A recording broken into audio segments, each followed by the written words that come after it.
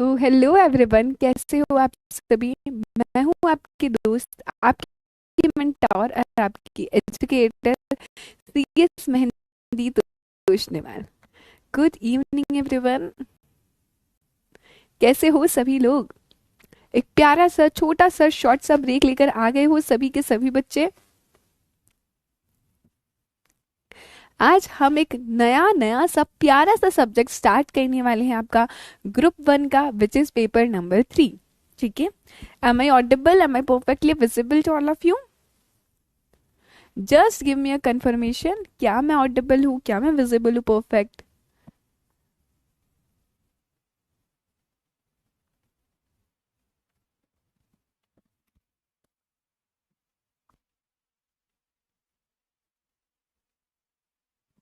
Radhe Radhe, good evening, जय श्री कृष्ण आप सभी बच्चे लोगों को। Aditya, Rahul, Ricky, Neha, Garima, Vansh, Vineet, good evening.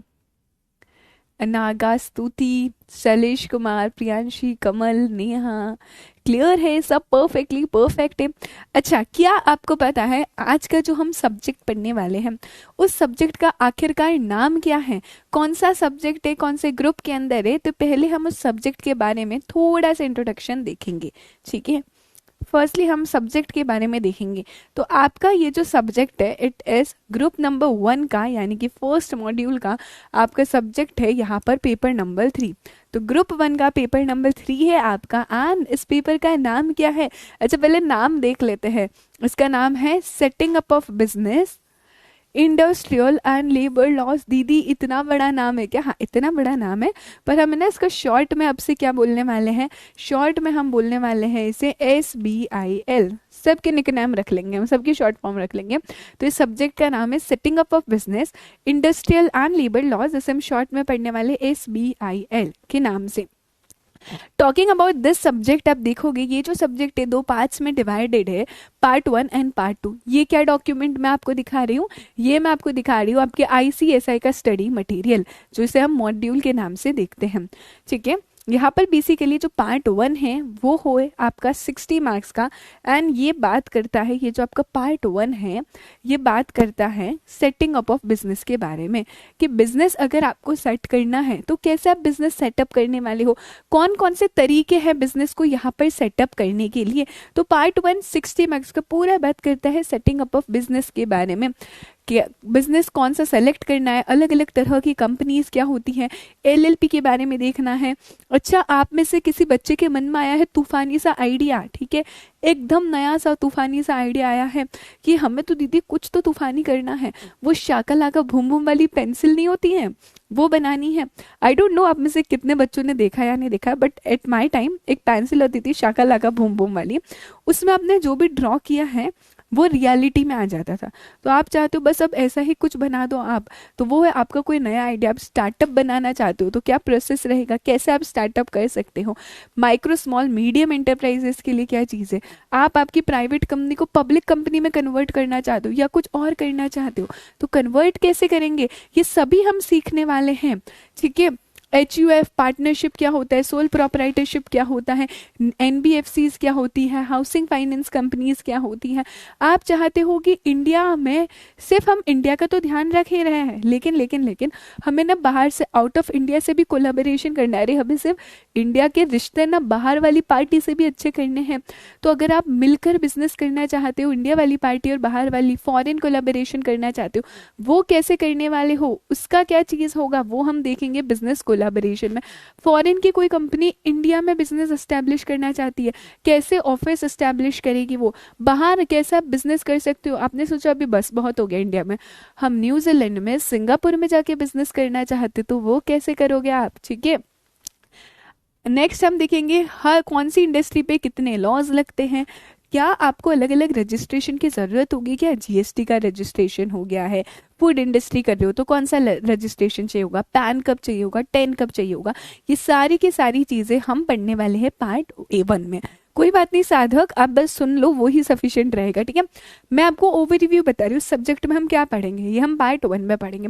हमने बिजनेस सेटअप कर लिया पार्ट 1 में, तो पार्ट 2 में क्या करेंगे, अभी आपने बहुत बड़ा बिजनेस सेटअप किया तो बहुत सारे लोग काम कर रहे होंगे आपकी फैक्ट्री में, आपकी इंडस्ट्रीज में बहुत सारे लोग काम कर रहे होंगे, तो उनका भी तो ध्यान रखना है ना आपको। उनके लिए कुछ लॉज है जिसे हम बोलते हैं इंडस्ट्रियल एंड लेबर लॉज। जो लोग आपके यहाँ पर काम कर रहे हैं, जो लेबर काम कर रहे हैं, उनके वेलफेयर के लिए काफ़ी सारे लॉज हम पढ़ने वाले हैं पार्ट बी के अंदर। सो जो पार्ट बी है वो है आपके 40 मार्क्स का, जिसमें आप मेरे संग कुछ चैप्टर्स देखोगे, उनकी फंडामेंटल राइट्स क्या है लेबर्स की, क्या ध्यान रखना है उनके वेलफेयर के लिए, उनकी वर्किंग कंडीशंस के लिए आपको ध्यान रखना है, जगह सही होनी चाहिए, ड्रिंकिंग वाटर होना चाहिए वहाँ पर पीने के लिए, अच्छा लाइट्स वगैरह होनी चाहिए, अंधेरे में काम कैसे करेंगे, टेम्परेचर सही होना चाहिए, डेंजरस मशीन्स है तो उनका ध्यान रखो, ये सब चीज़ें हम देखेंगे। अगर कुछ डिस्प्यूट हो जाता है एम्प्लॉयर और एम्प्लॉय के बीच में, कैसे रिजॉल्व होगा वो डिस्प्यूट। अरे तुम उनसे काम तो बहुत सारा करवा रहे हो, बेहिसाब काम करवा रहे हो, पर पैसा ही नहीं दे रहे हो, तो वहाँ पे आप पढ़ोगे लॉ ऑफ वेजेस, कि उनको कितना पैसा देना है, पैसा देना ज़रूरी है या नहीं है, ये सारी चीज़ें आप मेरे संग पढ़ोगे। फिर हम उनके सोशल सिक्योरिटी के बारे में देखने वाले, वो काम कर रहे, अगर किसी का एक्सीडेंट हो गया, किसी का सिकनेस हो गया, किसी का डेथ हो गया है, तो क्या इंडस्ट्री उनको कुछ प्रोवाइड कराएगी क्या। एंड लास्टली आप मेरे संग पढ़ोगे कि अगर किसी वुमेन के साथ सेक्सुअल हैरेसमेंट होता है वर्क प्लेस पे, तो कैसे उसे प्रिवेंट किया जाए, कैसे उसे प्रोहिबिट किया जाए और रिड्रेस किया जाए। तो ये 20 चैप्टर्स आप मेरे साथ इस सब्जेक्ट में पढ़ने वाले हो, विच इज SBIL। क्या क्लियर हो गया है। ये पूरा मैंने आपको सब्जेक्ट का ओवरव्यू बताया है, ये आपका ICSI का ही मॉड्यूल है, ठीक है। ये हमारा एग्जीक्यूटिव प्रोग्राम का मॉड्यूल है जहां पर मैंने आपको पूरा का पूरा ओवरव्यू बता दिया है, ठीक है। क्लियर हो गया है यहाँ तक हमें। नहीं गरिमा, इसमें सेक्शन की लिस्ट नहीं बनानी है। आज क्या करने वाले हैं हम, आज क्या देखने वाले हैं हम, आज का जो आपका चैप्टर होने वाला है, it's going to be chapter number 1। बहुत ही बेसिक सा चैप्टर रहने वाला है, which is selection of business organisation. ये आज का आपका चैप्टर होने वाला है। But before going further, I know कि आप लोगों के दिमाग में काफ़ी सारी चीज़ें आ रही होगी, काफ़ी सारा डाउट और कन्फ्यूजन हो रहा होगा। So I would like to address पहले those points and then we will proceed further. Is it okay? अच्छा, इस सब्जेक्ट से रिलेटेड जो भी डाउट है आप भी मुझे बता सकते हो, सो दैट एक बार हम सारे डाउट्स को कैटर यहाँ पर कर लेंगे। सबसे पहले आपके दिमाग में आ रहा होगा कि दीदी नोट्स का क्या करना है हमें। ओके, सबसे पहले if I talk about notes, so जैसे कि मैं हमेशा कहती हूँ आपको, पहले चलो सब्जेक्ट के बारे में बात कर लेते हैं। ये जो सब्जेक्ट है SBIL, आपने सब्जेक्ट देखा, talking about this subject, believe me ये सब्जेक्ट काफ़ी ज़्यादा इजी हो जाता है आप लोगों के लिए। क्यों इजी हो जाता है? इस सब्जेक्ट में जो क्वेश्चंस आपसे एग्जाम में पूछे जाते हैं वो आपसे डायरेक्ट क्वेश्चंस पूछे जाते हैं, मतलब प्रॉपर डायरेक्ट क्वेश्चंस पूछे जाते हैं आपको।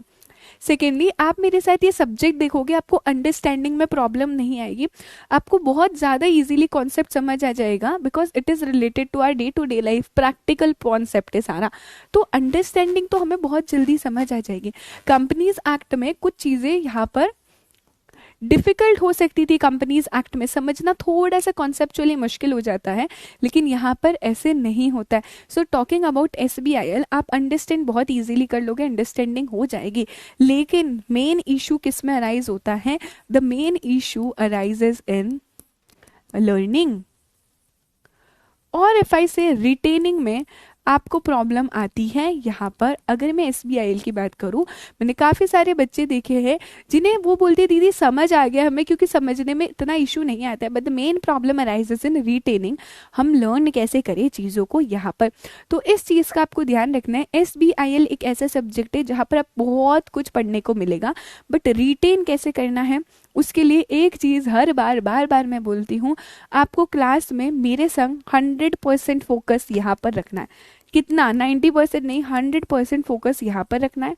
सेकेंडली, साथ में रिवाइज करना है इन द क्लास, सबसे पहला क्लास में, एंड देन आफ्टर क्लास, और क्लास के बाद। अगर आपने 2 बार रिवाइज कर लिया है तो बस काम खत्म हो जाएगा, इजी हो जाएगा आप लोगों के लिए ये वाला सब्जेक्ट। अच्छा, इसमें आपका माइंडसेट कैसा होना चाहिए, क्योंकि जब भी आप कोई नया सब्जेक्ट स्टार्ट कर रहे हो, मैं चाहती हूँ ये सब्जेक्ट को आप इतने बेहतरीन तरीके से पढ़ो ना, आपको प्यार हो जाएगा, जैसा मैं कहती हूँ कंपनीज लॉ से प्यार हो जाएगा। आई कैन अश्योर यू कि इस सब्जेक्ट से आपको प्यार मोहब्बत हो जाएगी। आप कहोगे कि बस ये दोनों सब्जेक्ट हर बार पढ़ा लो। I can assure you that thing. अच्छा, ये जो SBIL है, आपका माइंडसेट कैसा होना चाहिए इस सब्जेक्ट में, आई वॉन्ट एग्जाम्पशन। हर एक बच्चे से मुझे एग्जाम्पशन चाहिए। यहाँ पर क्या आ सकती है, बिल्कुल आ सकती है एग्जाम्पशन। मतलब वैसे तो होता है 60+ मार्क्स, पर yes you have to aim for 80+। ठीक है, 80 का आपको यहाँ पर एम रखना रहेगा कि हमें इस सब्जेक्ट में 80+ मार्क्स लाने हैं, because it's a bonus subject for all of you. मैं इसे एक बोनस सब्जेक्ट की तरह मानती हूँ, क्योंकि कुछ पार्ट आपने कहीं ना कहीं इसका कंपनी लॉ में पढ़ा है, और कुछ चैप्टर्स आपको लगेगा दीदी बस नाम के चैप्टर्स है। मतलब 2-3 चैप्टर्स ऐसे हैं जो सिर्फ 2-3 पेजेस के हैं। अगर आपने बाकी चैप्टर्स पढ़ लिए तो वो चैप्टर्स काफ़ी ज़्यादा ईजी हो जाएंगे। एंड मैं ऐसे ही नहीं कह रही हूँ, students have scored many marks, student have scored 80+ marks in SBIL। तो आप भी कर सकते हैं यहाँ पर SBIL में 80+ स्कोर। ठीक है, अच्छा ठीक है, डन है यहाँ तक। ये थोड़े से रिलेटेड है साधक यहाँ पर, बिल्कुल साम्या। नेक्स्ट टॉकिंग अबाउट कि इसमें हम वैसे पढ़ने क्या वाले हैं। जैसे कि मैंने आपको ओवरव्यू बता दिया, हम देखने वाले हैं कि बिजनेस कितने तरह के होते हैं, कन्वर्जन कैसे होगा। क्या इसमें सेक्शंस जैसा कुछ याद करना है? नहीं नहीं नहीं, इसमें सेक्शंस जैसा कुछ याद नहीं करना है। No need of learning sections, इसमें रीड ही नहीं है, तो सेक्शंस लर्न करने की इसमें नीड नहीं है। सिर्फ और सिर्फ कंपनी लॉ में आपको सेक्शन लर्न करना रहेगा। सेकेंडली, क्या केस लॉ लर्न करना है? तो जहां पर मैं बोलूंगी, जहां पर अगर मैं बोलूंगी केस लॉ लर्न करने की, वहां पर केस लॉ लर्न करना है। क्या यहाँ पर भी कुछ कुछ सेक्शंस की सेक्शन लिस्ट बनानी, जो सेक्शंस मैं बताऊंगी। ठीक है, सेक्शन लिस्ट अगर बनानी है तो कंपनी की सेक्शन लिस्ट बनानी रहेगी, लेकिन हर एक चैप्टर की सेक्शन लिस्ट बनाने की जरूरत नहीं है। नो नीड कि आपको हर एक चैप्टर की नहीं बनानी है। No need for each chapter. Specific chapters की मैं आपको बता दूंगी, तो वहां पे स्पेसिफिक चैप्टर्स की आप सेक्शन लिस्ट बना दोगे। अच्छा, एग्जाम में क्वेश्चन कैसे पूछे जाते हैं वो भी मैं आपको बताने वाली हूँ। आपको पूरा पास्ट ईयर का पेपर बताऊंगी जून 24 का। डोंट वरी, सबको समझेगा। एक बार मेरा फ्लो चलने दो, सब पता चलेगा हमें। ठीक है, सो सेक्शन हमें समझ आ गया है कि सेक्शन सभी के नहीं बनाने, बस ये स्पेसिफिक लिस्ट आपको यहाँ पर बनानी रहेगी। डन है यहाँ तक। सेकेंडली, नोट्स का क्या करना है? ये हमेशा से बहुत ना बड़ा सा सवाल रहता है आप लोगों के दिमाग में। तो छोटे से दिमाग में ज़्यादा प्रेशर नहीं लेना है आप लोगों को, राइट? अभी समझो नोट्स का क्या करना है। मैं आप लोगों को यहाँ पर जो नोट्स से पढ़ाती हूँ, दैट इज PPT नोट्स, वो मैं आपको प्रोवाइड करने वाली हूँ हर एक चैप्टर कंप्लीशन के बाद। बिकॉज PPT नोट्स हॉरिजॉन्टल होते हैं, आपको प्रॉब्लम आती है पढ़ने में प्रिंट में, तो यहाँ पर हर एक चैप्टर के कंप्लीशन के बाद भी मैं आपको नोट्स प्रोवाइड कराने वाली हूँ, जो कि अपडेट हो जाएंगे 1 or 2 days after the completion of this chapter. Chapter completion से पहले नहीं, उसके बाद अपडेट हो जाएंगे। थर्ड, दीदी क्या हमें बनाने हैं नोट्स, क्या सेल्फ मेड नोट्स बनाने हैं? तो इसमें मैं क्या सजेस्ट करना चाहूँगी, अगर आप मुझसे पूछोगे कि क्या हमें सेल्फ मेड नोट्स बनाने हैं, सो अगर आप बनाते हो तो अच्छा रहेगा, आपके लिए बेनिफिशियल रहेगा। दीदी अगर नहीं बनाते तो कोई प्रॉब्लम आएगी? प्रॉब्लम नहीं आएगी, बट बनाने से बेटर रहेगा, क्योंकि आपको चार्ट के फॉर्म में जब आप नोट्स बनाओगे, वहाँ पर यहाँ पर मैं काफ़ी सारी चीज़ें ना आपको चार्ट के फॉर्म में दूंगी, लेकिन अगर आप खुद से चार्ट के फॉर्म में बनाओगे तो आपको चीज़ें याद रहेगी, मज़ा आएगा, क्योंकि मैंने कहा था बहुत कुछ याद करने के लिए। And once you write all these things, तो दिमाग ज़्यादा अच्छे से ग्रेस्प कर लेता है। तो आप बिल्कुल सेल्फ मेड नोट्स बना सकते हो। कैसे बनाए सेल्फ मेड नोट्स? शॉर्ट में बनाने हैं आपको, पूरी रामकथा नहीं लिखनी है ना। You have to made in short, short में समराइज वे में की पॉइंट्स के साथ आपको नोट्स बनाने रहेंगे, चार्ट में बनाने रहेंगे, तो ज़्यादा परेशान नहीं होना है। दिस इज द थिंग, इस तरीके से आप आपके सेल्फ में नोट्स बना सकते हो। Talking about the chart book, एक बच्चा बोल रहा है मैम हमें चार्ट बुक भी मिली है, तो उसका क्या करना है? से chart book is given for the revision purpose. अगर मैं चार्ट बुक की बात करूं, so you can not only rely on the chart book, क्योंकि चार्ट बुक कैसे रिवीजन पर्पस के लिए है, आप 1 day बिफोर एग्जाम ना उससे रिवाइज कर सकते हो। 1 डे बिफोर एग्जाम उससे रिवाइज कर सकते हो, आफ्टर चैप्टर कंप्लीशन आप उससे रिवाइज कर सकते हो। सो एक बार आपने पीपीटी नोट से पढ़ लिया है, ओके, उसके बाद हमने ई नोट्स में भी सेम कंटेंट है, उसके बाद आप चार्ट बुक यहाँ पर रेफर कर सकते हो, ठीक है।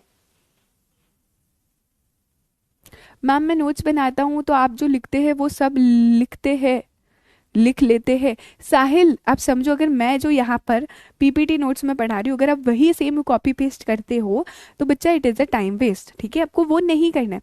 अगर मैं कोई चार्ट बनवा रही हूँ अलग से यहाँ पर, अगर वो आप नोट डाउन कर रहे हो तो वेल एंड गुड, वो आपको नोट डाउन करना है, बट उसके apart from that copy paste नहीं करना है। इससे बेटर रहेगा आप उसकी प्रिंट करवा दो जिससे आप पढ़ पाओगे, ठीक है।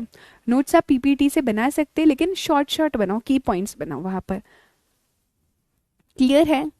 और कोई डाउट है तो आप मुझे बताओ, दैन हम आज की सभा स्टार्ट करते हैं, आज की क्लास स्टार्ट करते हैं। प्रियांशी बोल रही मैम समझ गए सब, बिल्कुल बिल्कुल, बहुत समझदार बच्चे हो आप सभी लोग। डन है।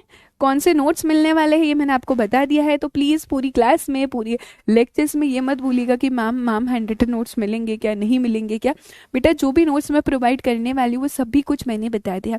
इफ़ एट ऑल कभी कोई टॉपिक लगता है बहुत ट्रिकी, मैं अपने इन्हीं हैंड से राइट करके यहाँ पे हैंड रिटन चार्ट्स बनवा दूंगी, ठीक है। कोई डाउट नहीं, शुरू करें, एक्साइटेड हो नया से चैप्टर स्टार्ट करने के लिए। रोज इसी टाइम पे आपकी SBIL की क्लास होने वाली है 4 PM टू 6 PM। मैं आपको SBIL पढ़ाने वाली हूँ। मेरा नाम है CS Mehndi Toshnemal. By profession I am a qualified company secretary. I have cleared my CS at the age of 21। CS executive में I have scored all India rank 21। CS executive में तीनों ही लेवल्स मैंने फर्स्ट अटेम्प्ट में clear करे हैं। मैं आप लोगों को बहुत ही प्यार से, बहुत ही शिद्दत से यहाँ पर 2 सब्जेक्ट्स पढ़ाने वाली हूँ, that is company law and SBIL। बस एंड तक मोहब्बत हो जाएगी, जैसे दिल के मेरे करीब लॉ है वैसे ही आप सभी के दिल के करीब ये सब्जेक्ट बन जाएगा। लेकिन अटेंशन यहाँ पर होना चाहिए, डिस्ट्रैक्शन से थोड़ा सा हमें दूर रहना है। तो आइए शुरुआत करते हैं आज के चैप्टर की, that is selection of business organisation, क्योंकि इंट्रोडक्शन थोड़ा ज़रूरी हो जाता है। क्या पढ़ने वाले हैं हम, देखने वाले हैं कौन कौन से बिजनेस होते हैं और कौन कौन से फैक्टर्स गवर्न करते हैं कि आपको कौन सा बिजनेस करना चाहिए, ठीक है। सब अच्छे से जानते हैं, ग्रेट ग्रेट, जो नहीं जानते वो अब जान गए होंगे। चलो अभी अभी अभी समझो, एक बार और देख लेते हैं ये जो सब्जेक्ट है हमारा SBIL। जैसे कि मैंने आपको बताया, क्योंकि सब्जेक्ट को जान पहचान होना बड़ी ज़रूरी है, तभी हम अंदर समझ पाएंगे। ये सब्जेक्ट 2 पार्ट्स में डिवाइडेड है। पार्ट 1 जो बताता है बिजनेस कैसे सेटअप करना है, इट इज़ ऑफ 60 मार्क्स और इसमें 13 चैप्टर्स है। पार्ट बी जो बताता है इंडस्ट्रियल एंड लेबर लॉज, इधर 40 मार्क्स का है और इसमें 7 चैप्टर्स है। सो इन टोटल इस सब्जेक्ट में हम 20 चैप्टर्स पढ़ने वाले हैं, ठीक है। अच्छा अच्छा अच्छा, अभी सुनो सुनो सुनो सुनो, बहुत ही इंपॉर्टेंट बात है। आंखें बंद करो, सब सब सब आंखें बंद करोगे। अरे मेरे राजा रानी, आंखें बंद करो और अज्यूम करो कि तुम बन गए हो कंपनी सेक्रेटरी। आ हा हा, क्या फीलिंग है। हम CS बन गए, मस्त कोट वोट पहन के, सूट वूट पहन के। आप बन गए हो CS, तो अज्यूम करो हम बन गए हैं दीदी company secretary. Okay okay, assume करो तुम ऑफिस में बैठे हो, यहाँ पर टेबल पे मस्त बैठे हो, तुम्हारा नाम लिखा हुआ है आगे CS डैश, ठीक है। और कोई आता है, अरे जिसका इंतजार था, कोई तुम्हारा क्लाइंट आता है, अज्यूम कर रहे हो ना सारे के सारे, तुम्हारा क्लाइंट आता है यहाँ पर, ठीक है। और तुमसे पूछता है कि अरे अरे CS साहब, अरे CS साहिबा, सुनो सुनो, हम के बिजनेस करना चाहते हैं, हम बिजनेस करना चाहते हैं लेकिन हमें तो नॉलेज नहीं है, आप ही बताओ कि हमें किस तरह का बिजनेस यहाँ पर करना है। वो पूछता है अरे CS साहब, अरे नींद से जग जाओ भाई। वो पूछते हैं अरे CS साहब, CS साहिबा, हमें कौन से तरह का बिजनेस करना है, आप हमें बताओ। तो तुम क्या करोगे वहां पे, तुम क्या करने वाले हो, कुछ पूछोगे या ऐसे डायरेक्टली बोल दोगे अरे सोल प्रोप्राइटरशिप कर दो, अरे प्राइवेट कंपनी, अरे पब्लिक कंपनी कर दो। नहीं नहीं नहीं नहीं, आपको क्या करना है यहाँ पर, आप उनसे कुछ क्वेश्चंस पूछने वाले हो। अच्छा, back to normal life, CS executive students आ जाओ। Back to normal life, what you are going to do is you will ask some questions. Okay, आपको बिजनेस करना, बैठो जरा, उनको बिठाया, आप बताओगे उन्हें, ठीक है, कितना पैसा लगा सकते हो आप जरा ये बताओ। थोड़ा सा दिमाग लगा के मुझे कमेंट्स में लिखकर बताओ, लाइव चैट में लिखकर बताओ कि तुम क्या पूछने वाले हो यहाँ पर, ठीक है। What you are going to do is you are going to ask them कि आप कितना पैसा लगा सकते हो, कितना कैपिटल है आपके पास, ओके क्या रिस्क लेने के लिए रेडी हो ना। हो सकता है तुम्हारे जो पर्सनल एसेट्स है, तुम्हारा घर बार गाड़ी बंगला सब बिक जाए, क्या रेडी हो क्या तुम पर्सनल रिस्क लेने के लिए। लाइबिलिटी कितना रहना चाहते हो, क्या तुम अकेले बिजनेस करना चाहते हो या आराम से 3-4 लोगों के साथ तुम बिजनेस करना चाहते हो। आप उनसे पूछोगे अच्छा क्या बिजनेस करना क्यों चाहते हो, क्या पर्पस है, चैरिटी के लिए करना चाहते हो तुम बिजनेस, या फिर फ्यूचर में प्रोजेक्ट के लिए तुम बिजनेस करना चाहते हो। तुम आखिरकार बिजनेस करना क्यों चाहते हो, कितना बड़ा बिजनेस करना चाहते हो यहाँ पर तुम, ठीक है। स्केल ऑफ ऑपरेशन क्या है, छोटा बिजनेस करना चाहते हो, बड़ा बहुत बड़ा बिजनेस करना चाहते हो, ये कुछ क्वेश्चन है जो तुम पूछोगे और उसके accordingly you will suggest them कि उन्हें कौन सा बिजनेस करना चाहिए। Am I perfectly right, as a C S ऐसा ही करोगे ना। So on the basis of these of the points आप डिसाइड करोगे कि उन्हें कौन सा बिजनेस करना चाहिए, इंडिपेंडेंस कैसी रखनी, क्या आप अपनी ओनरशिप ट्रांसफर कर सकते हो क्या। अरे बिल्कुल परफेक्ट, बिल्कुल परफेक्ट आंसर्स। शर्वरी, प्रियांशी, जैनब, पीयूष, मुस्कान, निशांत, अंशु, परफेक्ट, ऑसम। तो वही अगर आती है माधवी जी तुम्हारे पास और पूछती है कि सी एस जरा बताइए हमें कौन सा बिजनेस करना चाहिए। सो इन्हीं फैक्टर्स को कंसिडर करके you are going to decide capital, पैसा कितना है, कितने लोग थे, ठीक है, लाइबिलिटी कितनी लोग है, क्या पर्पज है, scale of operation, risk and many more. In factors को डिसाइड करके तुम क्या करोगे, उन्हें बताओगे कि आपको ये बिजनेस करना चाहिए। एम आई राइट, ऐसे ही करने वाले हो आप, बिल्कुल सही। तो ये अलग अलग तरह के बिजनेस ऑर्गेनाइजेशन है that we are going to read. If I talk about this chapter, तो इस चैप्टर में सिर्फ हम शॉर्ट में इनका मीनिंग देखने वाले हैं यहाँ पर। अच्छा एक और चीज, talking about the weightage of this chapter कि मैम इस चैप्टर का वेटेज कितना है। सो इस चैप्टर का जो वेटेज रहेगा वो 3 to 4 मार्क्स का रहेगा, नॉट मोर देन दैट, ठीक है। तो इधर हम अलग अलग तरह के बिजनेस ऑर्गेनाइजेशंस के बारे में देखने वाले हैं यहाँ पर, बट यस एकदम नॉर्मल डेफिनेशन। सोल प्रोप्राइटरशिप होती है, partnership, HUF, LLP, cooperative society, section 8 company, OPC, private company and public company, because these are the types of business organisation. आप इनमें से कोई भी बिजनेस यहाँ पर कर सकते हो, ठीक है। सो सबसे पहला ये कौन है, अकेला अकेला, अरे अकेला अकेला है हमारे पोपट लाल। अभी तुम्हें पता है पोपट लाल तो कैसे एकदम अकेला, ठीक है। कोई है क्या पोपट लाल के साथ, कोई नहीं है ना पोपट लाल के साथ, तो फिर क्या होगा, जस्ट ए सेकेंड, हाँ गिव मी अ मिनट, आपका वॉइस का इशू नहीं होना चाहिए। अभी पोपटलाल कैसा है, पोपटलाल तो बिल्कुल अकेला है, उसके साथ बिजनेस करने के लिए कोई है नहीं, तो कौन सा फॉर्म ऑफ बिजनेस करेगा, सोल प्रोप्राइटरशिप ही करेगा। तो सोल प्रोप्राइटर मतलब कौन, सोल प्रोप्राइटर मतलब ऐसा पर्सन जो अकेला ही सारा बिजनेस करता है, सारी एसेट्स उसकी होती है। और सोल प्रोप्राइटरशिप में कोई भी लीगल फॉर्मेलिटीज नहीं चाहिए। आज मैंने सोचा मुझे मस्त बिजनेस करना है, मुझे क्या बिजनेस करना है, मैंने डिसाइड किया मुझे गोलगप्पे का बिजनेस करना, मस्त स्टॉल लगाऊंगी गोलगप्पे की, पानी बताशे की और खिलाऊंगी। क्या मुझे कुछ लीगल फॉर्मेलिटीज करने की जरूरत नहीं है, नहीं है, मैं सोल प्रोप्राइटरशिप बिजनेस कर सकती हूँ। क्लियर हुआ, सोल प्रोप्राइटरशिप क्या होगा। अरे बहुत सारे पोपट लाल है हमारे पास यहाँ पे। चलो डोंट गेट इनटू दैट, इधर फोकस करना है हमें। चलो नेक्स्ट है हमारी पार्टनरशिप फर्म। अरे एक से भले दो, दो से भले तीन। तो अगर बहुत सारे लोग हैं, जैसे कि अरे हमारी ये महिला मंडल, ठीक है, ये चाहती है कि यार घर पे नहीं बैठते, हमें कुछ करना चाहिए, तो ये सभी मिलके क्या कर सकती है, यहाँ पर पार्टनरशिप फर्म काला बिजनेस कर सकती है। ये बिजनेस कौन से फॉर्म में करेगी, पार्टनरशिप के फॉर्म में यहाँ पर बिजनेस करने वाली है। तो जब 2 या 2 से ज्यादा लोग साथ में बिजनेस करते हैं, फंड्स लेकर आते हैं, उसे हम क्या बोलने वाले, पार्टनरशिप फर्म बोलने वाले हैं। सबने डिसाइड कर दिया सब कितने 50,000 लेकर आने वाले हैं, फंड्स लेकर आएंगे यहाँ पर और एक बिजनेस स्टार्ट करेंगे। That is nothing but that is partnership firm. Clear है, एकदम क्रिस्टल क्लियर है यहाँ तक, ऐसा कुछ एक्स्ट्रा हमने नहीं पढ़ा। फिर है हमारा हिंदू अनडिवाइडेड फैमिली, और ये क्या है हमारे, ये है हमारे टप्पू और ये है हमारे जेठालाल। हिंदू अनडिवाइडेड फैमिली क्या बोलती है, अगर आपका ऑलरेडी एक बिजनेस है, ठीक है, ऑलरेडी एग्जिस्टेंस में बिजनेस है और उसमें लोग आगे से आगे सक्सेशन चला आ रहा है, तो उसे हम बोलते हैं हिंदू अनडिवाइडेड फैमिली। तो मान लो यहाँ पर जेठालाल है, जेठालाल के बाद कौन जाएगा? टप्पू जाएगा। टप्पू टप्पू के बाद कौन होगा? उसका कोई बेटा होगा, वो इस बिजनेस को संभालेगा। तो हिंदू अनडिवाइडेड फैमिली मतलब क्या हो गया? वो साथ में आके पूरी family Hindu undivided family business यहाँ पर संभालते रहेंगे। ठीक है, यस।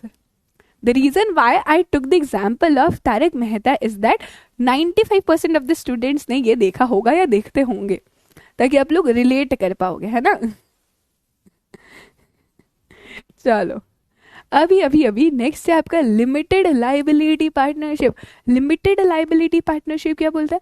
अपन को रिस्क नहीं लेने का रे बाबा, नाम से क्या पता चल रहा है? लिमिटेड लाइबिलिटी वाली पार्टनरशिप। ठीक है, पार्टनरशिप तो है लेकिन इधर लाइबिलिटी लिमिटेड है, यानी कि मैं कह सकती हूँ ये जो LLP है ये ना एक कॉम्बिनेशन है। किसका कॉम्बिनेशन है?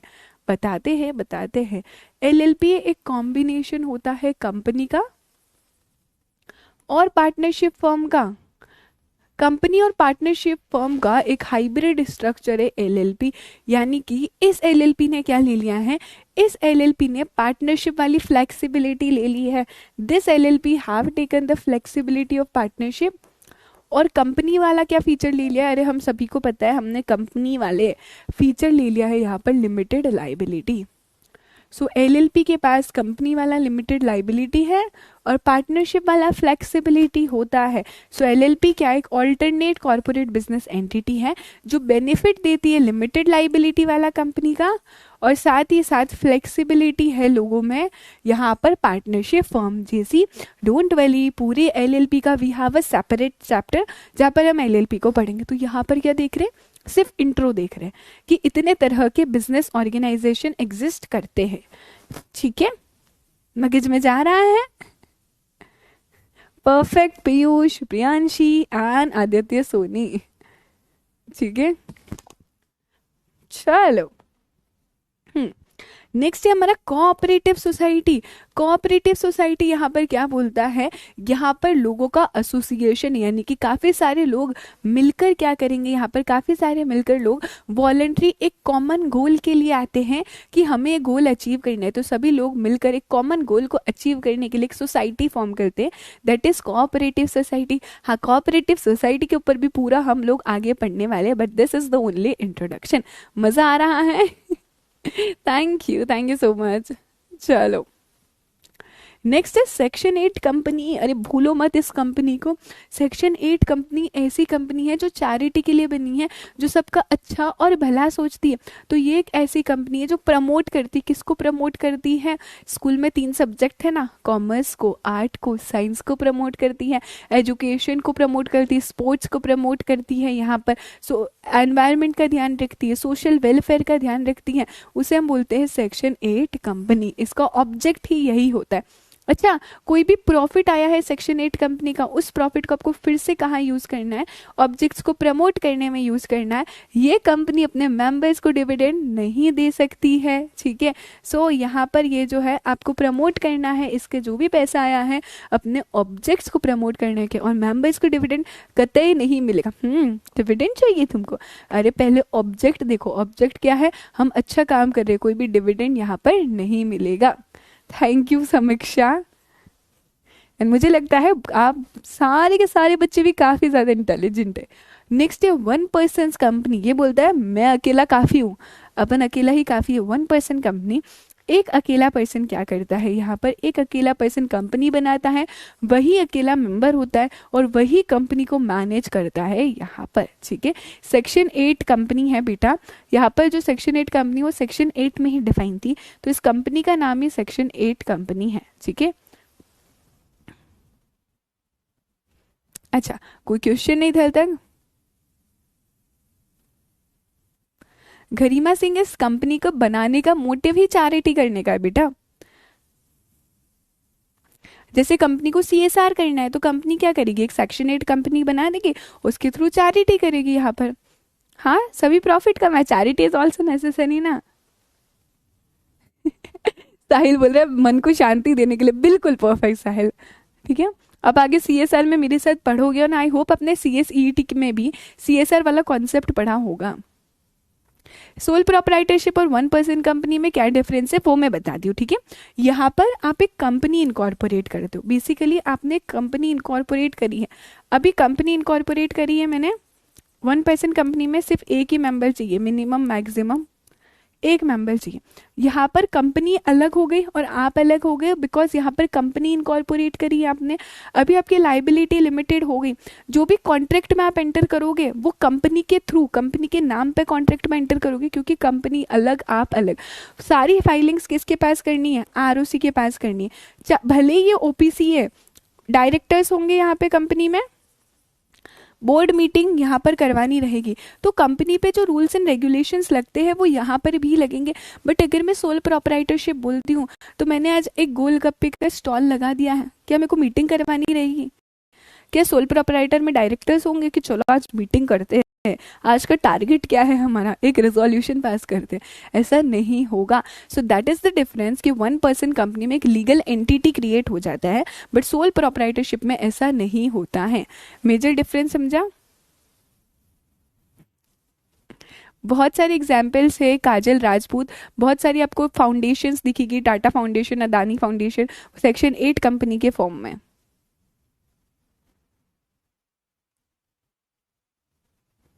आदित्य सोनी हम ना डिटेल में आगे पढ़ेंगे, अभी सिर्फ इंट्रो था जहाँ पर हमने देखा कि ये अलग अलग तरह की बिजनेस ऑर्गेनाइजेशंस होती है ना। अभी मेजर इस चैप्टर में जहाँ से क्वेश्चन पूछा जा सकता है वहां पर हम फोकस करेंगे। अच्छा, प्राइवेट कंपनी क्या होती है? एक और तरह की कंपनी हमने देखा। जब भी प्राइवेट कंपनी आएगा हम देख चुके हैं कि दिमाग में आना चाहिए LPR, that is limitation, prohibition और रिस्ट्रिक्शन। प्राइवेट कंपनी जो है वहाँ पर शेयर होल्डर्स अपने शेयर्स को ट्रांसफर नहीं कर सकते। रेस्ट्रिक्शन लगा रखी है यहाँ पर कि प्राइवेट कंपनी में जो शेयर होल्डर है वो अपने शेयर्स को ट्रांसफर नहीं कर सकते, रेस्ट्रिक्शन है। और अगर करना है तो ये कंडीशंस आपको फॉलो करनी पड़ेगी। सो देर इज अ रेस्ट्रिक्शन, ध्यान रखना, there is a difference between prohibition and restriction. If I talk about prohibition मतलब बिल्कुल नहीं कर सकते बाबा, लेकिन अगर मैं रेस्ट्रिक्शन की बात करूँ कर सकते हो, but you have to comply that conditions, ठीक है। थैंक यू रुद्रांश, ठीक है।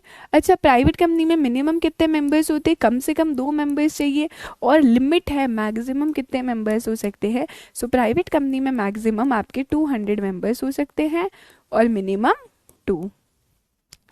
यहाँ पर प्रोहिबिशन किस चीज का है? You can not invite the public, आप पब्लिक को इनवाइट नहीं कर सकते हो टू सब्सक्राइब द सिक्योरिटीज, कि अरे अरे आओ आओ हमारी कंपनी के सिक्योरिटीज खरीदो, सिक्योरिटी सब्सक्राइब करो, दैट इज प्रोहिबिटेड।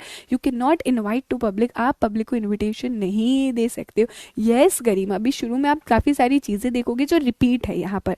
सो हमने वो कंपनी लॉ में कवर करी है, तो यहाँ पर हम शॉर्टर नोटिस पे कवर करेंगे।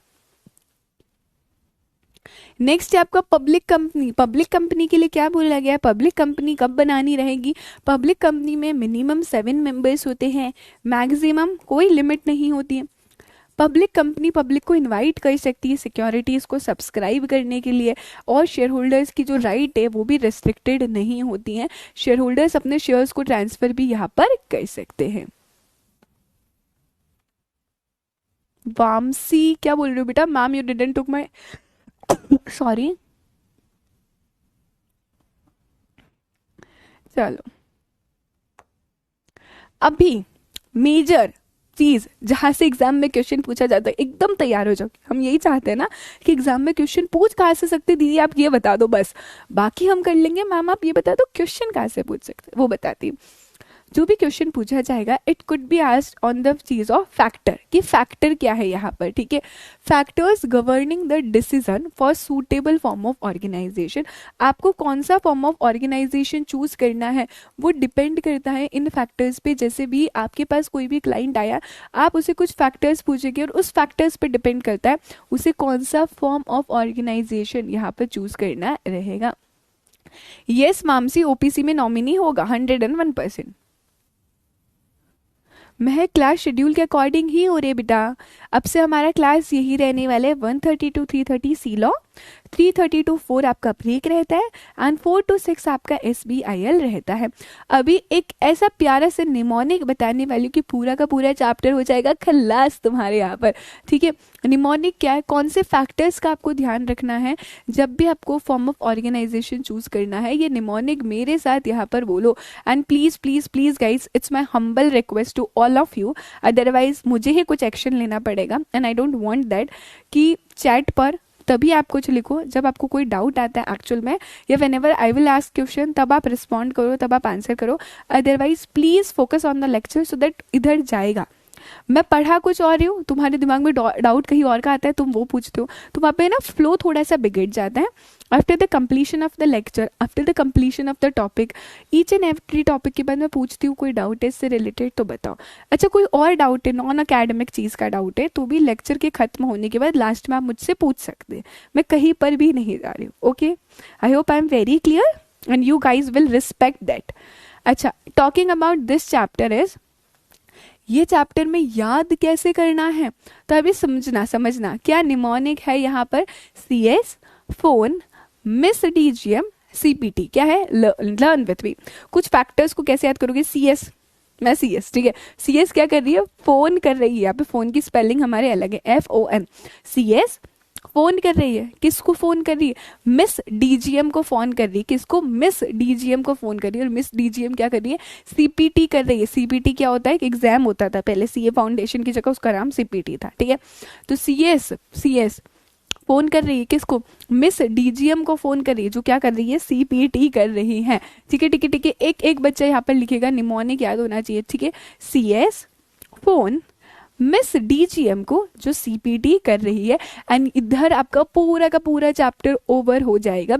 ये कुछ फैक्टर्स है जिसके बेसिस पे आपको डिसाइड करना है कि आखिरकार कौन सा ऑर्गेनाइजेशन यहाँ पर सूटेबल रहेगा, ठीक है।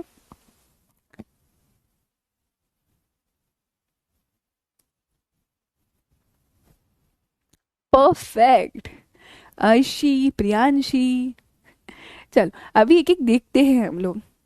सी से क्या है यहाँ पर, सी से बोलता है कैपिटल रिक्वायरमेंट, डिपेंड करता है कैपिटल कैसा है आपका, ठीक है। एस से क्या है, स्केल ऑफ ऑपरेशन, एफ से फ्लेक्सिबिलिटी, ओ से मैंने यहाँ पर लिया है ट्रांसफरेबिलिटी ऑफ ओनरशिप, एन से नेचर ऑफ बिजनेस एक्टिविटी, मिस एम से managerial ability, independence, secrecy, stability of business, DGM, D square है हमारे पास, ठीक है। डी से degree of control and management, एक और डी से degree of risk and liability, G से जियोग्राफिकल मोबिलिटी, एम से managerial needs, cost procedure, P से हमारा प्रॉफिट, और टी से टैक्स इम्प्लीकेशन। मैम क्वेश्चन कैसे आएगा, इनमें से किसी भी पॉइंट पे डायरेक्टली आपसे पूछा जा सकता है कि इस चीज़ को एक्सप्लेन करो। सो इन दिस वे एग्जाम में क्वेश्चन आ सकता है।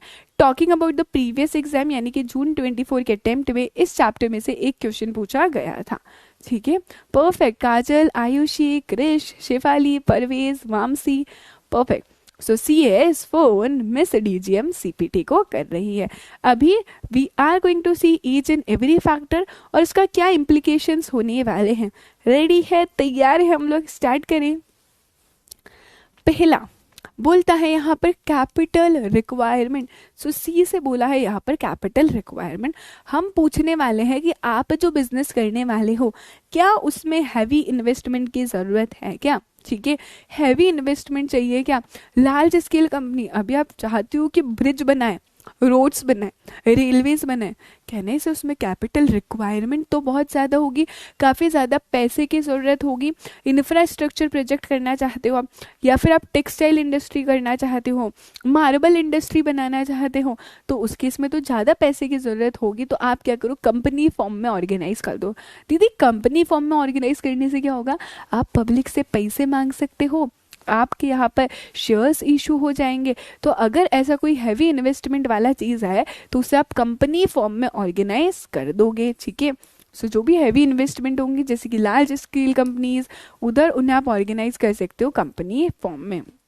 अच्छा, अगर आप चाहते हो यहाँ पर कोई भी पर्सन है वो चाहता है, क्या चाहता है, ब्यूटी पार्लर की शॉप लगा दें, ठीक है। रिटेल बिजनेस करना चाहता है कोई, normal decoration sorry normal decoration के आइटम सेल करना चाहते हो आप, पर्सनल सर्विसेज के लिए कुछ करना चाहते हो, रिपेयर्स के लिए कुछ करना चाहते हो, आपके अकॉर्डिंग क्या बेटर है? कंपनी बना दे क्या उसके लिए? नहीं नहीं, उसके लिए कंपनी नहीं बनाएंगे, हम बोलेंगे या तो आप सोल प्रोप्राइटरशिप करो या फिर you can go for partnership, ठीक है। तो रिटेल बिजनेस, रिपेयर की शॉप, डेकोरेटर्स, पर्सनल सर्विसेज, उसे आप सोल प्रोप्राइटरशिप या फिर पार्टनरशिप के फॉर्म में ऑर्गेनाइज कर सकते हो। क्या ये क्लियर है? सो कैपिटल रिक्वायरमेंट में आप दो चीज़ों पे देखोगे कि आपको इन्वेस्टमेंट कितना चाहिए। हैवी इन्वेस्टमेंट चाहिए, ज़्यादा पैसा चाहिए, कंपनी बन जाओ। स्मॉल इन्वेस्टमेंट चाहिए तो इधर यू कैन गो फॉर हमारा सोल प्रोप्राइटरशिप और पार्टनरशिप। की पॉइंट्स को पकड़ना है यहाँ पर, ठीक है। अगर आप नोट्स भी बना रहे हो तो ध्यान रखना ये की पॉइंट्स को पकड़ना है। हैवी इन्वेस्टमेंट है, अभी नोट्स कैसे बनाओगे? Talking about this topic only. ये आपकी नोटबुक है, ठीक है। अभी समझो अगर मैं इस टॉपिक की बात करूं तो पहला हमारा टॉपिक था कैपिटल रिक्वायरमेंट।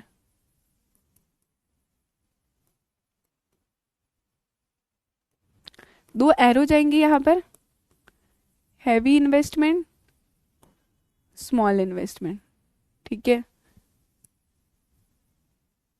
इधर सोल प्रोप्राइटरशिप और partnership form, heavy investment equal to company, खत्म। This is the way. ये आपके दिमाग में अगर क्लियर हो गया, अभी आप लैंग्वेज फॉर्म कर सकते हो।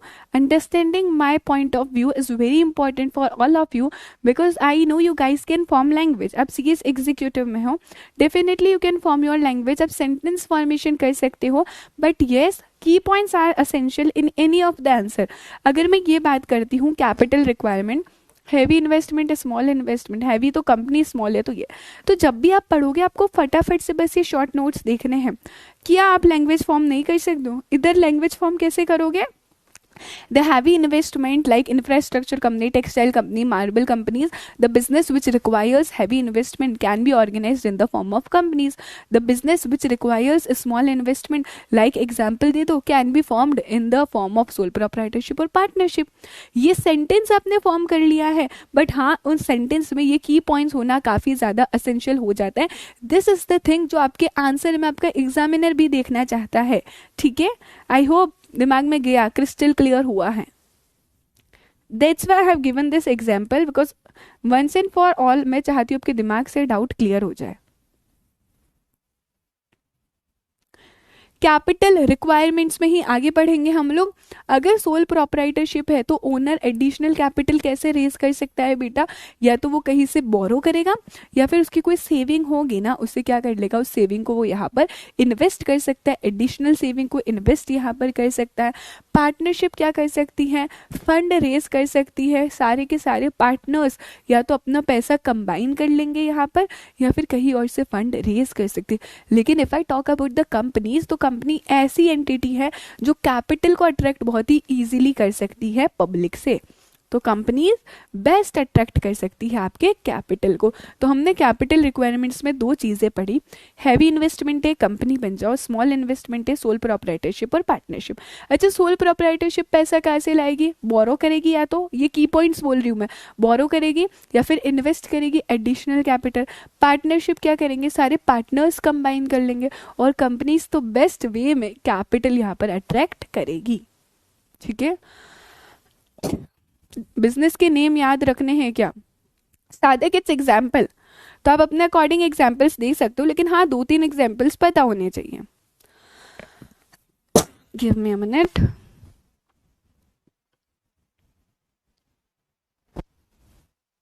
जब भी आप इस टॉपिक में जो भी पढ़ने वाले हो, हम डिफरेंस देखने वाले हैं on the basis of sole proprietorship, partnership and company only.